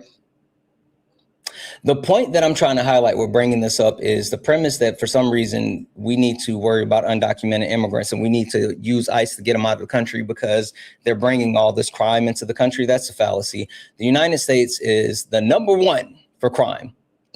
We don't have to import crime. We got all the crime that we need, including mass shootings. I could talk about, undocumented immigrants commit less crime than average Americans. Sure. But the point being is that, for anyone that's saying that, it makes the country safer. It doesn't. And like, you guys don't truly care about safety, because if you cared about safety, then we would be doing things like putting in restrictions around the Second Amendment to ensure that kids aren't being shot on a daily basis. That makes sense. I'm pro gun. I mean, I own a couple of rifles, but yeah, I'm a gun owner as well. But like, I still think that we should be able to actually put more checks and balances so kids can stop getting shot. So that's a fact right there. The only reason I'm against doing anything against weapons is because how do you put this? I don't want to get you banned at all. It's just, as long as you don't say the name of the drugs, you're fine. No, it's just that I believe that we should. The reason why that specific amendment was created is for us to defend ourselves against a government that's too overpowered. You know, it's not. I mean, it's freedom of having your weapon and stuff. So. That's not. The Second Amendment was specifically created to have the standardization of a National Guard. Like it was literally for the state. Do you know when the Second Amendment and individual gun rights started protecting Americans? You know what year? No, sir. 2008. Okay. Prior to 2008, no American citizens were covered as far as the Second Amendment right to bear arms. So like that wasn't a thing until there was a court case ruling in 2008. Prior to that, the Second Amendment was openly and vehemently accepted as far as the National Guard, in order to be able to weaponize the National Guard if needed. It has nothing to do with like individuals trying to fight the government. It's the individual states. That's interesting. I didn't know that, actually. I'm gonna be honest. But it's what was we talking about before that?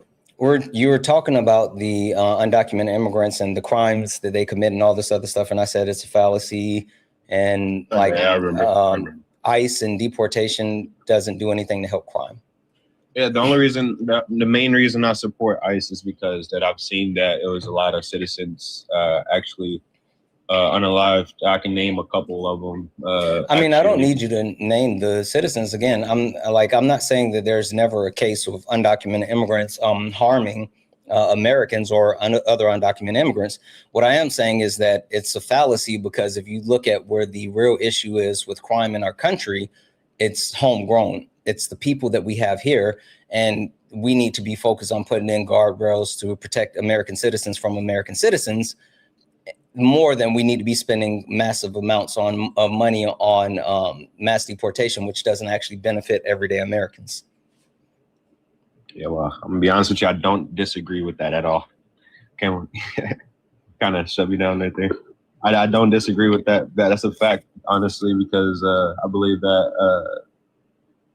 I mean, in like, there's different states where specific states where actually a lot of crime goes on against U.S. citizens, U.S. citizens. But I mean, you see why I would disagree with. That's probably the only main reason I support ICE. I mean, we can change my mind on that, but is that it's a. Let me propose something different to you. Okay. Mass amnesty. I've actually looked into that. Yeah. What do you know about it? I forgot which was the last president that actually ran on that. Who was it? What was his name? Which president was it? He ran on it. Was it Reagan? Or am I wrong? Yes, sir. He ran on it. It seemed pretty successful. He didn't just run on it. He did it. So check this out. Currently, the Trump administration is going through this mass deportation process, which is costing us about $88 billion a year. And while costing $88 billion a year, this administration has violated the First, Second, the Fourth, the Fifth Amendment rights. They are continuing to weaponize Donald Trump's own military force and kill Americans in the street. It's been widely unpopular. And at the same time, Donald Trump is deporting at a lower rate than both the previous Biden administration and Obama administration, because he's not actually looking to deport people. He's actually looking to use ICE to round up undocumented immigrants, to force them into free slave labor, and then to sell them to concentration camps. So if instead of actually going through this mass deportation process, we should do mass amnesty. Mass amnesty would give us the ability to, one, officially find out how many undocumented immigrants we have in this country, because there's the actual number of undocumented immigrants is so up in the air. People don't truly know how many we actually have. People can speculate, but they don't really know. Number two, it gives us the ability to incorporate those undocumented immigrants into our country, into our workforce. Undocumented immigrants, the Cato Institute did a 30-year comprehensive detailed study and showed that immigration as a whole over the last 30 years has reduced the national debt by $14.5 trillion, and undocumented immigrants individually have decreased it by $1.47 trillion, right? And so if we actually take them, we incorporate them into our society, give them a chance to become citizens, then it opens up all of the other avenues that they would benefit the economy, including paying state taxes, because they pay federal taxes, but they don't have to pay state taxes. It'll open up like funding as far as like loans and paying interest and but then also what it does is standardize the workforce for all Americans. And what do I mean by that? The reason why undocumented immigrants work under the table is because there is a threat of deportation, right? The companies and the people can hold over their head, say, if you don't work for cheap, I'm going to call ICE and deport you. But if they no longer have that threat because they're United States citizens, they can't undercut other United States citizens and pay undocumented immigrants cheaper costs because their threat's no longer there. So all Americans, the actual floor as far as them being paid is going to be raised, right? And then what happens after we say, hey, if you're here, you're already here, you have this amount of time to identify yourself, and if you can prove that you've been here for this amount of time, we'll give you amnesty and you'll be an American citizen. Question for you, Bushlight. Who do you think would say like, no, thank you, I don't want to become an American citizen, even though I've been here? I couldn't think of anybody. I think people jump at that. Except people with bad intentions, sleeper cells, people that have an actual criminal history, because again, a part of identifying yourself is being able to subject yourself to a background check so we can verify that you're suitable to be here in the country. But people with nefarious intentions would be the ones that would say, no, thank you, right? So what then happens is we eliminate all the people that the Trump administration is currently going out there, because they're deporting less than 5% of people who have a violent criminal history. And so with giving this amnesty, not only are we boosting our population and we're boosting our economy, but we're narrowing the scope of people that we need to target, the bad people that are in our country for the reasons that you just said. And then we can actually properly deploy ICE to go after those bad people, right? So with doing all of that, it would be overwhelmingly more beneficial to the country. It would improve our economy. It would allow ICE to be able to be more proficient at their job without getting pushback from the public. And more than anything, we have a track record of doing this. You already called it out yourself.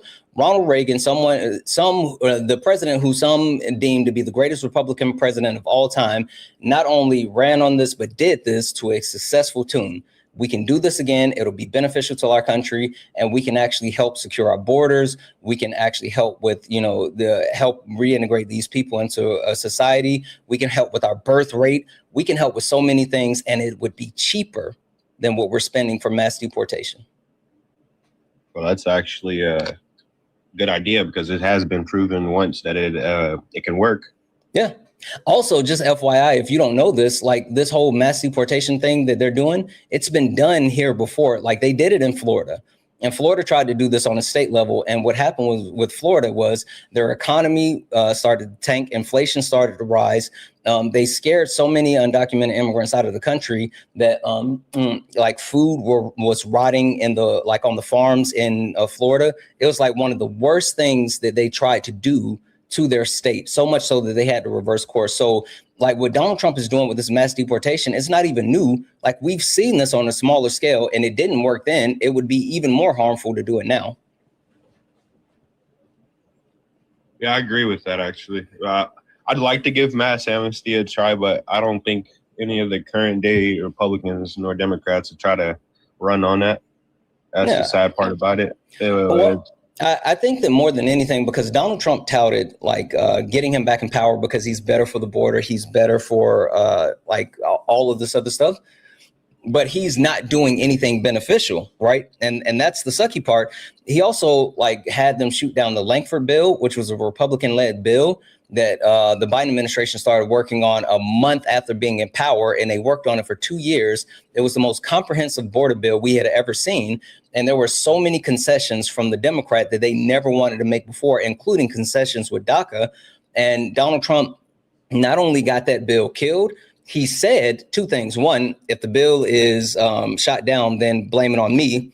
But also, two, if we gain power, then we would be able to, when I get into power, then we're going to put forth a comprehensive piece of legislation that is better than what they had. And to this day, there hasn't been any type of effort by Donald Trump or Republicans as a whole to put forth any type of border bill to address what's going on at the border. Like, they haven't tried to do anything at all. The one thing that they have tried to do, there's one Republican who's put forth what's called the Dignity Act, which that's Republican Maria Evera Salazar, which is like a immigration reform and border security legislation. And the Republican Party is absolutely attacking her for it. They're saying no, they have no interest in it. But this is the only member of the Republican Party since coming in power that's trying to do anything about addressing the border. And the border is not even fully closed, is it? No, that's what he because ran you can't on. close the border. Like that. Yeah. Donald Trump lied. The only reason Donald Trump was able to close the border in his first term was because there was a global pandemic and he was able to enact Title 42. If you take a look at the border crossings prior to the pandemic, the border crossings were sky high. Right. Donald Trump did such a bad job with the border under his first term that he was going to Congress begging them to allocate money for the border wall. And when they wouldn't give him money for the border wall, he took money from the Army Engineer Corps to try to add to the border wall.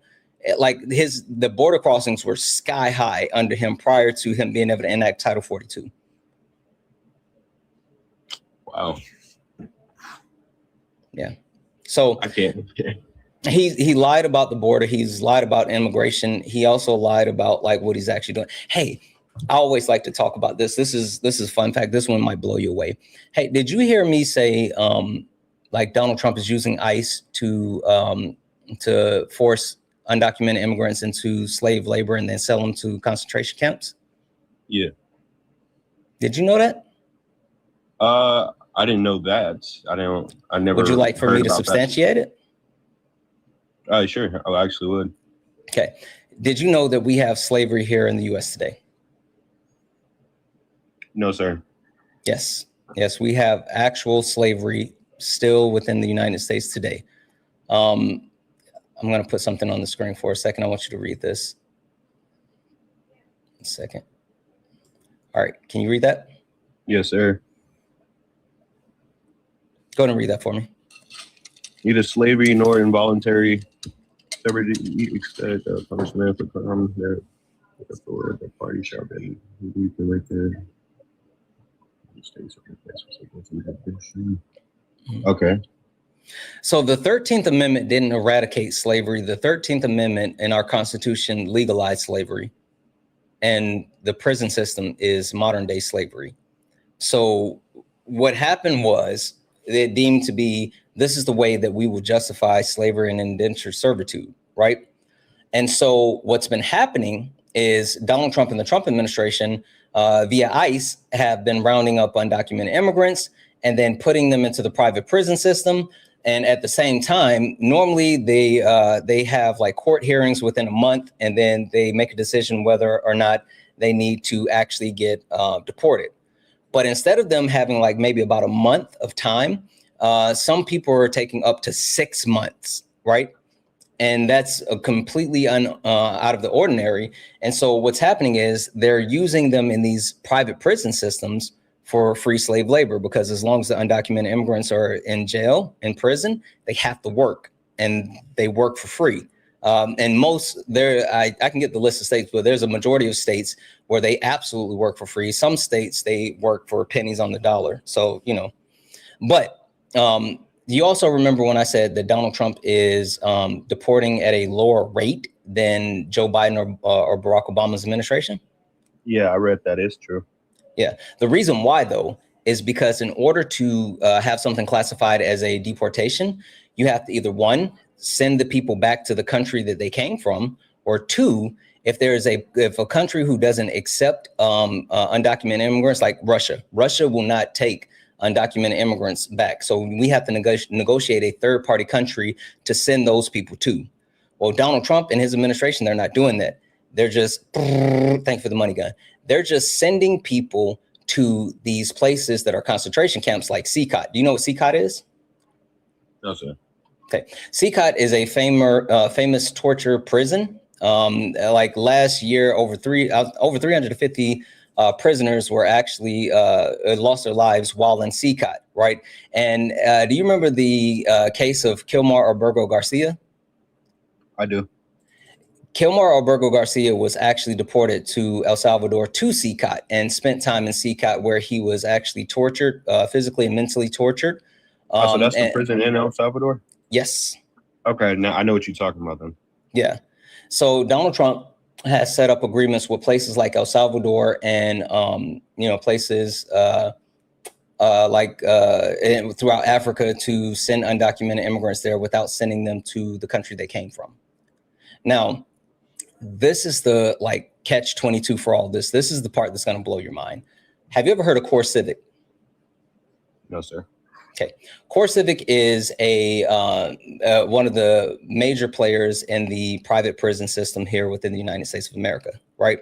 Core Civic is like the backer in a lot of these entities, but Core Civic, they had an investor call a couple of months ago where the head of Core Civic said that this is the golden age for them, that they need to be ready and aware because this is the opportunity of a lifetime, because they had signed an agreement with the Trump administration to not only be involved with the private prison system, but every aspect of deportation, including the transportation. They signed a contract for transportation, and they also signed a contract for the deportation of the airplanes. So every single aspect of the deportation process, Core Civic had a hand in. Now, here's where it gets a little funny. Core Civic is one of the Trump administration's biggest donors. If you take a look at the names of the actual donors for like the ballroom, Core Civic donated a shit ton of money to help build Donald Trump's ballroom and the arch and all this other stuff. But you know where they also have massive investments at as well? Where? CCOT. That's interesting. So these companies are doing, in my opinion, allegedly a quid pro quo, where they are involved in this entire process, and they are, at the very least, they're benefited from it. Again, check their stock investors call, but also they are investing back in the Trump administration. So the point being is they're not really out here trying to deport people. They're just using ICE to round up undocumented immigrants to send them into free slave labor and then deport them to concentration camps. Is there proof that these people are actually working in those prisons, or is just like it's an actual fact that they're actually working? Yeah, you have to work in prison. All right.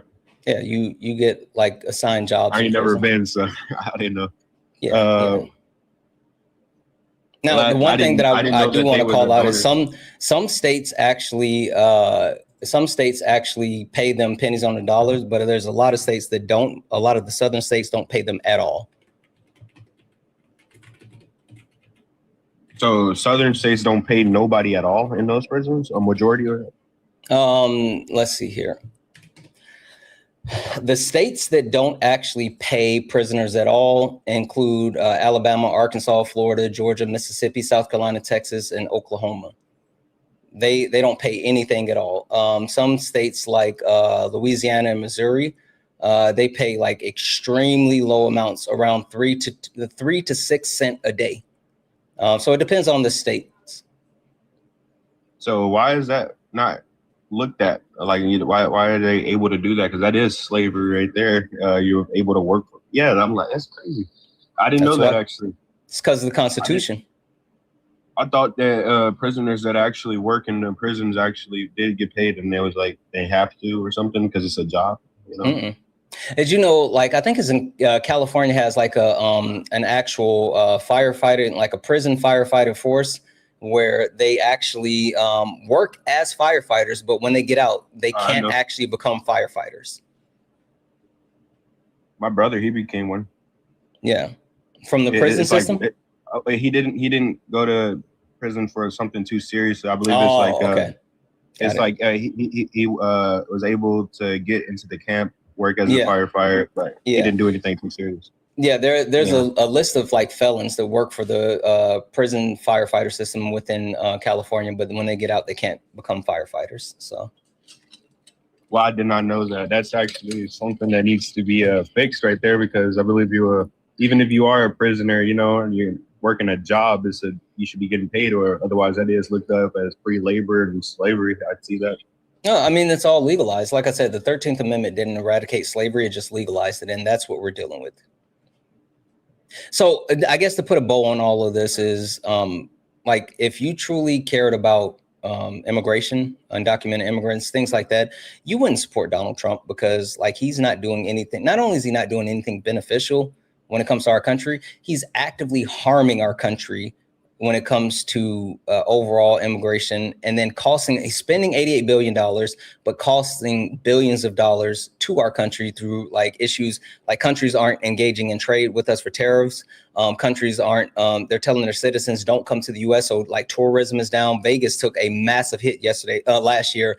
Vegas lost out on $85 billion of tourism money because of Donald Trump's policies and his tariff policies as well. So like, if you actually care about immigration or our country or our borders or anything like that, you wouldn't be supporting Donald Trump. Yeah, I can see that, because main reason I probably would say I would support the ISIS, because another reason is because I think it's a big slap in the face. People have to wait 10, 15 years, 20 years to become a citizen, which is absurd, because I agree. You know, and people, and just for people to get stuff handed to them immediately, but these people have to work their butts off. But see, that's the crazy thing. Like, no one's handed anything. Like, that's just another lie that that the Republicans tell to make people hate undocumented immigrants, because undocumented immigrants actually add way more to our economy and our society as a whole than they take out. Like, it's all propaganda. When I tell you I'm just going to be completely serious. Like, even though I vote for Democrats, I'm not a Democrat. I'm a leftist. I don't think the Democratic Party is like so wonderful or any shit like that. I think that they're weak. I think Democrats are wholly weak. I don't like a lot of them, but I vote for harm reduction. I vote for progress, and the Democratic Party is the only one that gives us that actual opportunity. If you look at the Republican Party, they don't govern. Like, when I tell you, as a matter of fact, hold on, I'm going to play a sound for you really quickly. When I say that they don't govern, this is not just me saying this. They're openly admitting that they don't actually do shit, right? And this is J.D. Vance when this was last week when he was at the Turning Point USA event. Listen to this. You know, one thing that makes people in politics sort of divide against each other is just being in power. Right? When you have control of the House, the Senate, the White House, and there's not an election around the horizon, it's very easy to forget what your goal is. J.D. Vance admitted that even the Republican Party doesn't know how to govern, because when you have power, it's your responsibility to actually govern. And the Republican Party doesn't do that. Not only does the Republican Party not actually pass legislation, there's not one piece of legislation that they passed over the last 60 years that has overwhelmingly benefited everyday Americans more than the ultra wealthy. So, like, it's a whole thing. It's a whole thing. Yeah, I think the Republicans are mostly in it for the money. Like, I'm gonna be honest with you. All of them are. Money. All of them are, but it's just that the Republicans are doing that at a higher level. Yeah, it's embarrassing for the country, especially us being in this war currently, and we're trying to fix America from the inside, but we're having problems on the outside, you know? Yeah. And that's the big problem. But the thing is, I think that either we vote Democrat or Republican, that we're still going to be at war. It is sad to see U.S. citizens being unalived in different countries that they shouldn't even be in. You know, Yeah. I don't know. I looked into the independent party a bit actually, and it's kind of hard to pick something like that because no one's going to vote for that. Yeah, it's a Yeah, waste. no one's going to vote. But one thing that I say all the time is, like, I don't care what someone's political affiliation is. I don't care if they're a Republican, they're a Democrat, they're independent. I don't care what letters someone has beside their name. If they're not actually doing something that's going to benefit everyday Americans, then they got to go. I truly mean that. I have no party allegiance. I don't have a favorite politician. Like, I don't care about any of that shit. I just want what's best for Americans, and whoever's going to do what's best. You know, and the citizens, exactly. The workers, citizens. I don't believe our nurses nor doctors should be getting underpaid. You know, it's stuff like that. Teachers need to get paid a little bit more. It's stuff like that that I agree upon, but I don't see any politician running upon that. That's the thing. And then I'd say, like, because people, like, would you ever vote for a Republican? Sure. If there was some Republican who wanted to progress our country, wanted to actually do beneficial things for citizens, like universal health care, wanted to raise the federal minimum wage, wanted to give food securities, like, sure, I don't give a fuck about them being a Republican. If they want to do things that'll benefit the country, then I'm with it. But there hasn't been a president to do that because that's not what, a Republican to do that because that's not what they believe in. So, like, that's my whole thing. It's all a money grab for them. They come in, wreck the country, and then dip afterwards with their money. Yeah. It's exactly how it is. It's sad to see though, but I'm hoping after Trump is either kicked out or we get a new president in when the next election is, I hope that we have somebody who actually cares for the people. I'll tell you what. Like, it's not about Trump. Like, it's not. A lot of people put a lot of onus on the president. And while the president does have a lot of cachet, like, what we need to ensure that we're doing is voting down ballot. We need to understand the way that, like, local and state level politics affects our day-to-day life. But then also being able to actually vote for what the right people that want to progress our country. So I know, like, the reason why I don't like saying, why did you vote for Trump? Like, I don't care why did you voted for Trump, like you did, we're here. And then another reason why I never talk about, like, oh, you know, when people are like, oh, well, I kind of regret my vote. I don't care about regretting your vote. I care about what you actually do.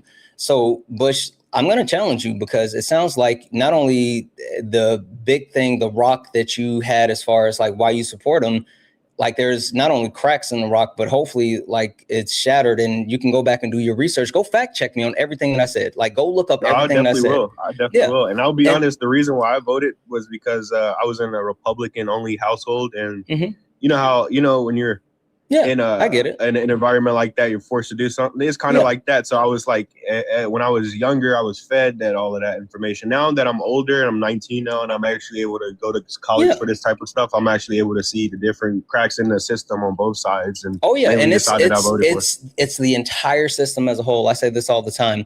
Like, people talk about, the Republican Party. I'm sorry, the Democratic Party is a party for the ultra wealthy. There's billionaires that support the left, billionaires that support the right. Like, no matter what, the billionaires are always going to be okay. It's the ultra wealthy. It's about the bourgeoisie versus the proletariat. Like, if people can start understanding that, then we'll be in a better place as a society as a whole. But this is what I'll tell you. For me, like, I don't care about people regretting their votes. What I would love for you to do is go back, do your research, challenge everything that I said, maybe come back again if you still hold that position. But I would love for you to be voting for Democrats at the midterm election, at the very least, in order to put some checks and balances for Donald Trump as far as, like, what he's trying to do. Like, even if you say that, like, you shifted away from, like, supporting him, but you're still a Republican or whatever the case may be, like, I think that our country at the very least needs a healthy two parties, the Republicans and the Democrats. I think we need more than two parties, but at the very least, both of them need to be viable. And right now, the reason why our country is in such bad shape is because one party has complete control and that party doesn't actually do anything. And that's a fact. And I believe that I believe America's biggest problem is these both Democrat and Republican parties going, because it turns Americans against each other, you know? Yeah, it really does. It's like people who I'd say this because I vote for policies mostly. I don't vote for if it's a Republican, you know, like, oh, I'm going to stay a Republican because at that point you're in a cult, you know? Yep. I believe that you should be more, what's the word for it? Like if you want to look for both sides and you see like, you support. Or apolitical. Yeah. Yeah. And I believe more people should be like that and not just, oh, I'm a Republican because I'm a Republican, or my grandma said I'm a Republican, so I'm a Republican, or I grew up a Republican, because that's my mistake that I made, you know? Mm-hmm. Yeah, no, for sure. Anyway, I'll definitely make sure I do my research. Yeah, I appreciate you coming up. And like I said, I mean, if you find anything that I'm wrong on, come back and challenge me on it. I'd love to talk to you again. I have one more question for you. It's quick. Sure. I'm recently getting into politics and stuff. Like I want to actually run for maybe a political position one day. What would you recommend? You got any pointers or anything to look to when I'm doing these type of things? Yeah, do the work. Put in your time, find out what matters to people, find out what matters to everyday Americans, make sure that you have the ability. One of the greatest things that you can possibly have is being able to communicate with different people on different levels. Right? The message that you have for certain people is not going to be the same message that you can share across the board. You have to be able to speak people's language and identify the things that are important to them, and then actually focus on those things that are important to them. The reason why Donald Trump was able to gain power in 2016 is because he made like the people who felt unheard and unseen, he made them feel special. He made them feel like he was speaking to them individually, and then he went from there. So like, one, understand what people need, understand how to talk to people, and actually do something good. Like I give people warning about this all the time. Donald Trump is a populist candidate, but the people around him are stupid and selfish. If the people around him were not stupid and selfish, we would be in a lot of trouble. Make sure you're doing something good for the people, have something good for the people, and like, you'll be fine. Yes, sir. Thank you. All right. Bye-bye. You have a good day. You as well. All right, guys. Let's see here. Debbie's in the chat for Nicole. Nicole sent a $10 donation saying, I enjoy watching your daily streams and I appreciate your debate style. You not only hold people accountable for their falsehoods, but you deliver your message in a way that idiots are better to understand. Keep doing your thing. I know that's right. Debbie's in the chat for Pernell, who sent a $10 donation saying, MAGA be like, we don't want them immigrants committing crimes. We want to do all the crimes. They're taking our jobs. Facts. Debbie's in the chat for Kate. Holy shit. Kate sent a $20 donation. Kate said, imagine if prisons paid inmates even a minimum wage. I imagine parolees would actually have savings when they got out. It could motivate good behavior and reduce violence in prison and create a rehabilitative environment. Yeah, I agree. But like, prison isn't about rehabilitation. It's just about punishment. Like, we know that. But, you know, absolutely. And last but not least, Debbie's in the chat for Roxy for the $1 donation saying Bush Light is the American first dude who did it. You are fucking lying. He did a Nazi salute. I wish I would have seen this earlier. What the fuck? Ain't no way. That is crazy. Holy shit. That's crazy. W's in the chat for all the don't knows, guys. Thank you. But guys, look, we are going to get out of here. We're going to call it for now. And what I'm going to do is send you guys over to my little brother Parker's live. Parker is live. I'm going to go watch his live. I've been waiting for him to go live, and I'm going to go over and watch it because it's 420. And Parker's celebrating. And I want to see the festivities. So we're going to get out of here, and I want you guys to go over to Parker Get a Job, or I think it's Parker Get a Real Job. I think he's on his backup. Is he on his backup or is he on his main? Is Parker on his backup or his main? Oh, he's on his main. So go over to Parker Get a Real Job. I'm going to go over and hang out and see how that goes. And I'll be back this evening. we'll be back this evening. We'll get into it more this evening. Late nights, not this week, but we will be back Sunday with a massive, massive topic. It's really good. I got some amazing people that I'm working with to cover this topic for late nights next week. So the rest of this week we are sparring, but Sunday late nights will be back, and I promise you it'll be worth the wait. All right, guys, we are going to get out of here. So let's go ahead and call it. You stepped in a box, now you're in the ring. Ain't no hugs here, you better take your best swing. Mike Hot, who wanna step in the flame? This ain't a debate, this a mind game. Facts type lies, get left in chain. One wrong word, you slapped out your name. This ain't TikTok T, this a war zone talk. No script, no filter, no safe walk. Bring stats will get scrambled like a glitch. I got fire in my mouth like I came from the pit. Hey, W's in the chat for the chat. W's in the chat for the chat. Guys, we're going to get out of here. Go raid Parker at Parker Get a Job. Go raid Parker at Parker Get a Job. Santana raid, love from Santana. I'm going to go over there and hang out. Guys, it was a crazy morning and a great way to kick off our Monday. We're going to keep getting active. Thank you. Thank you all for being here. Thank you all for being amazing. Thank you for all the gifts, taps, likes, and shares. Thank you all for the love. I'll be back this evening. I love you all. And as always,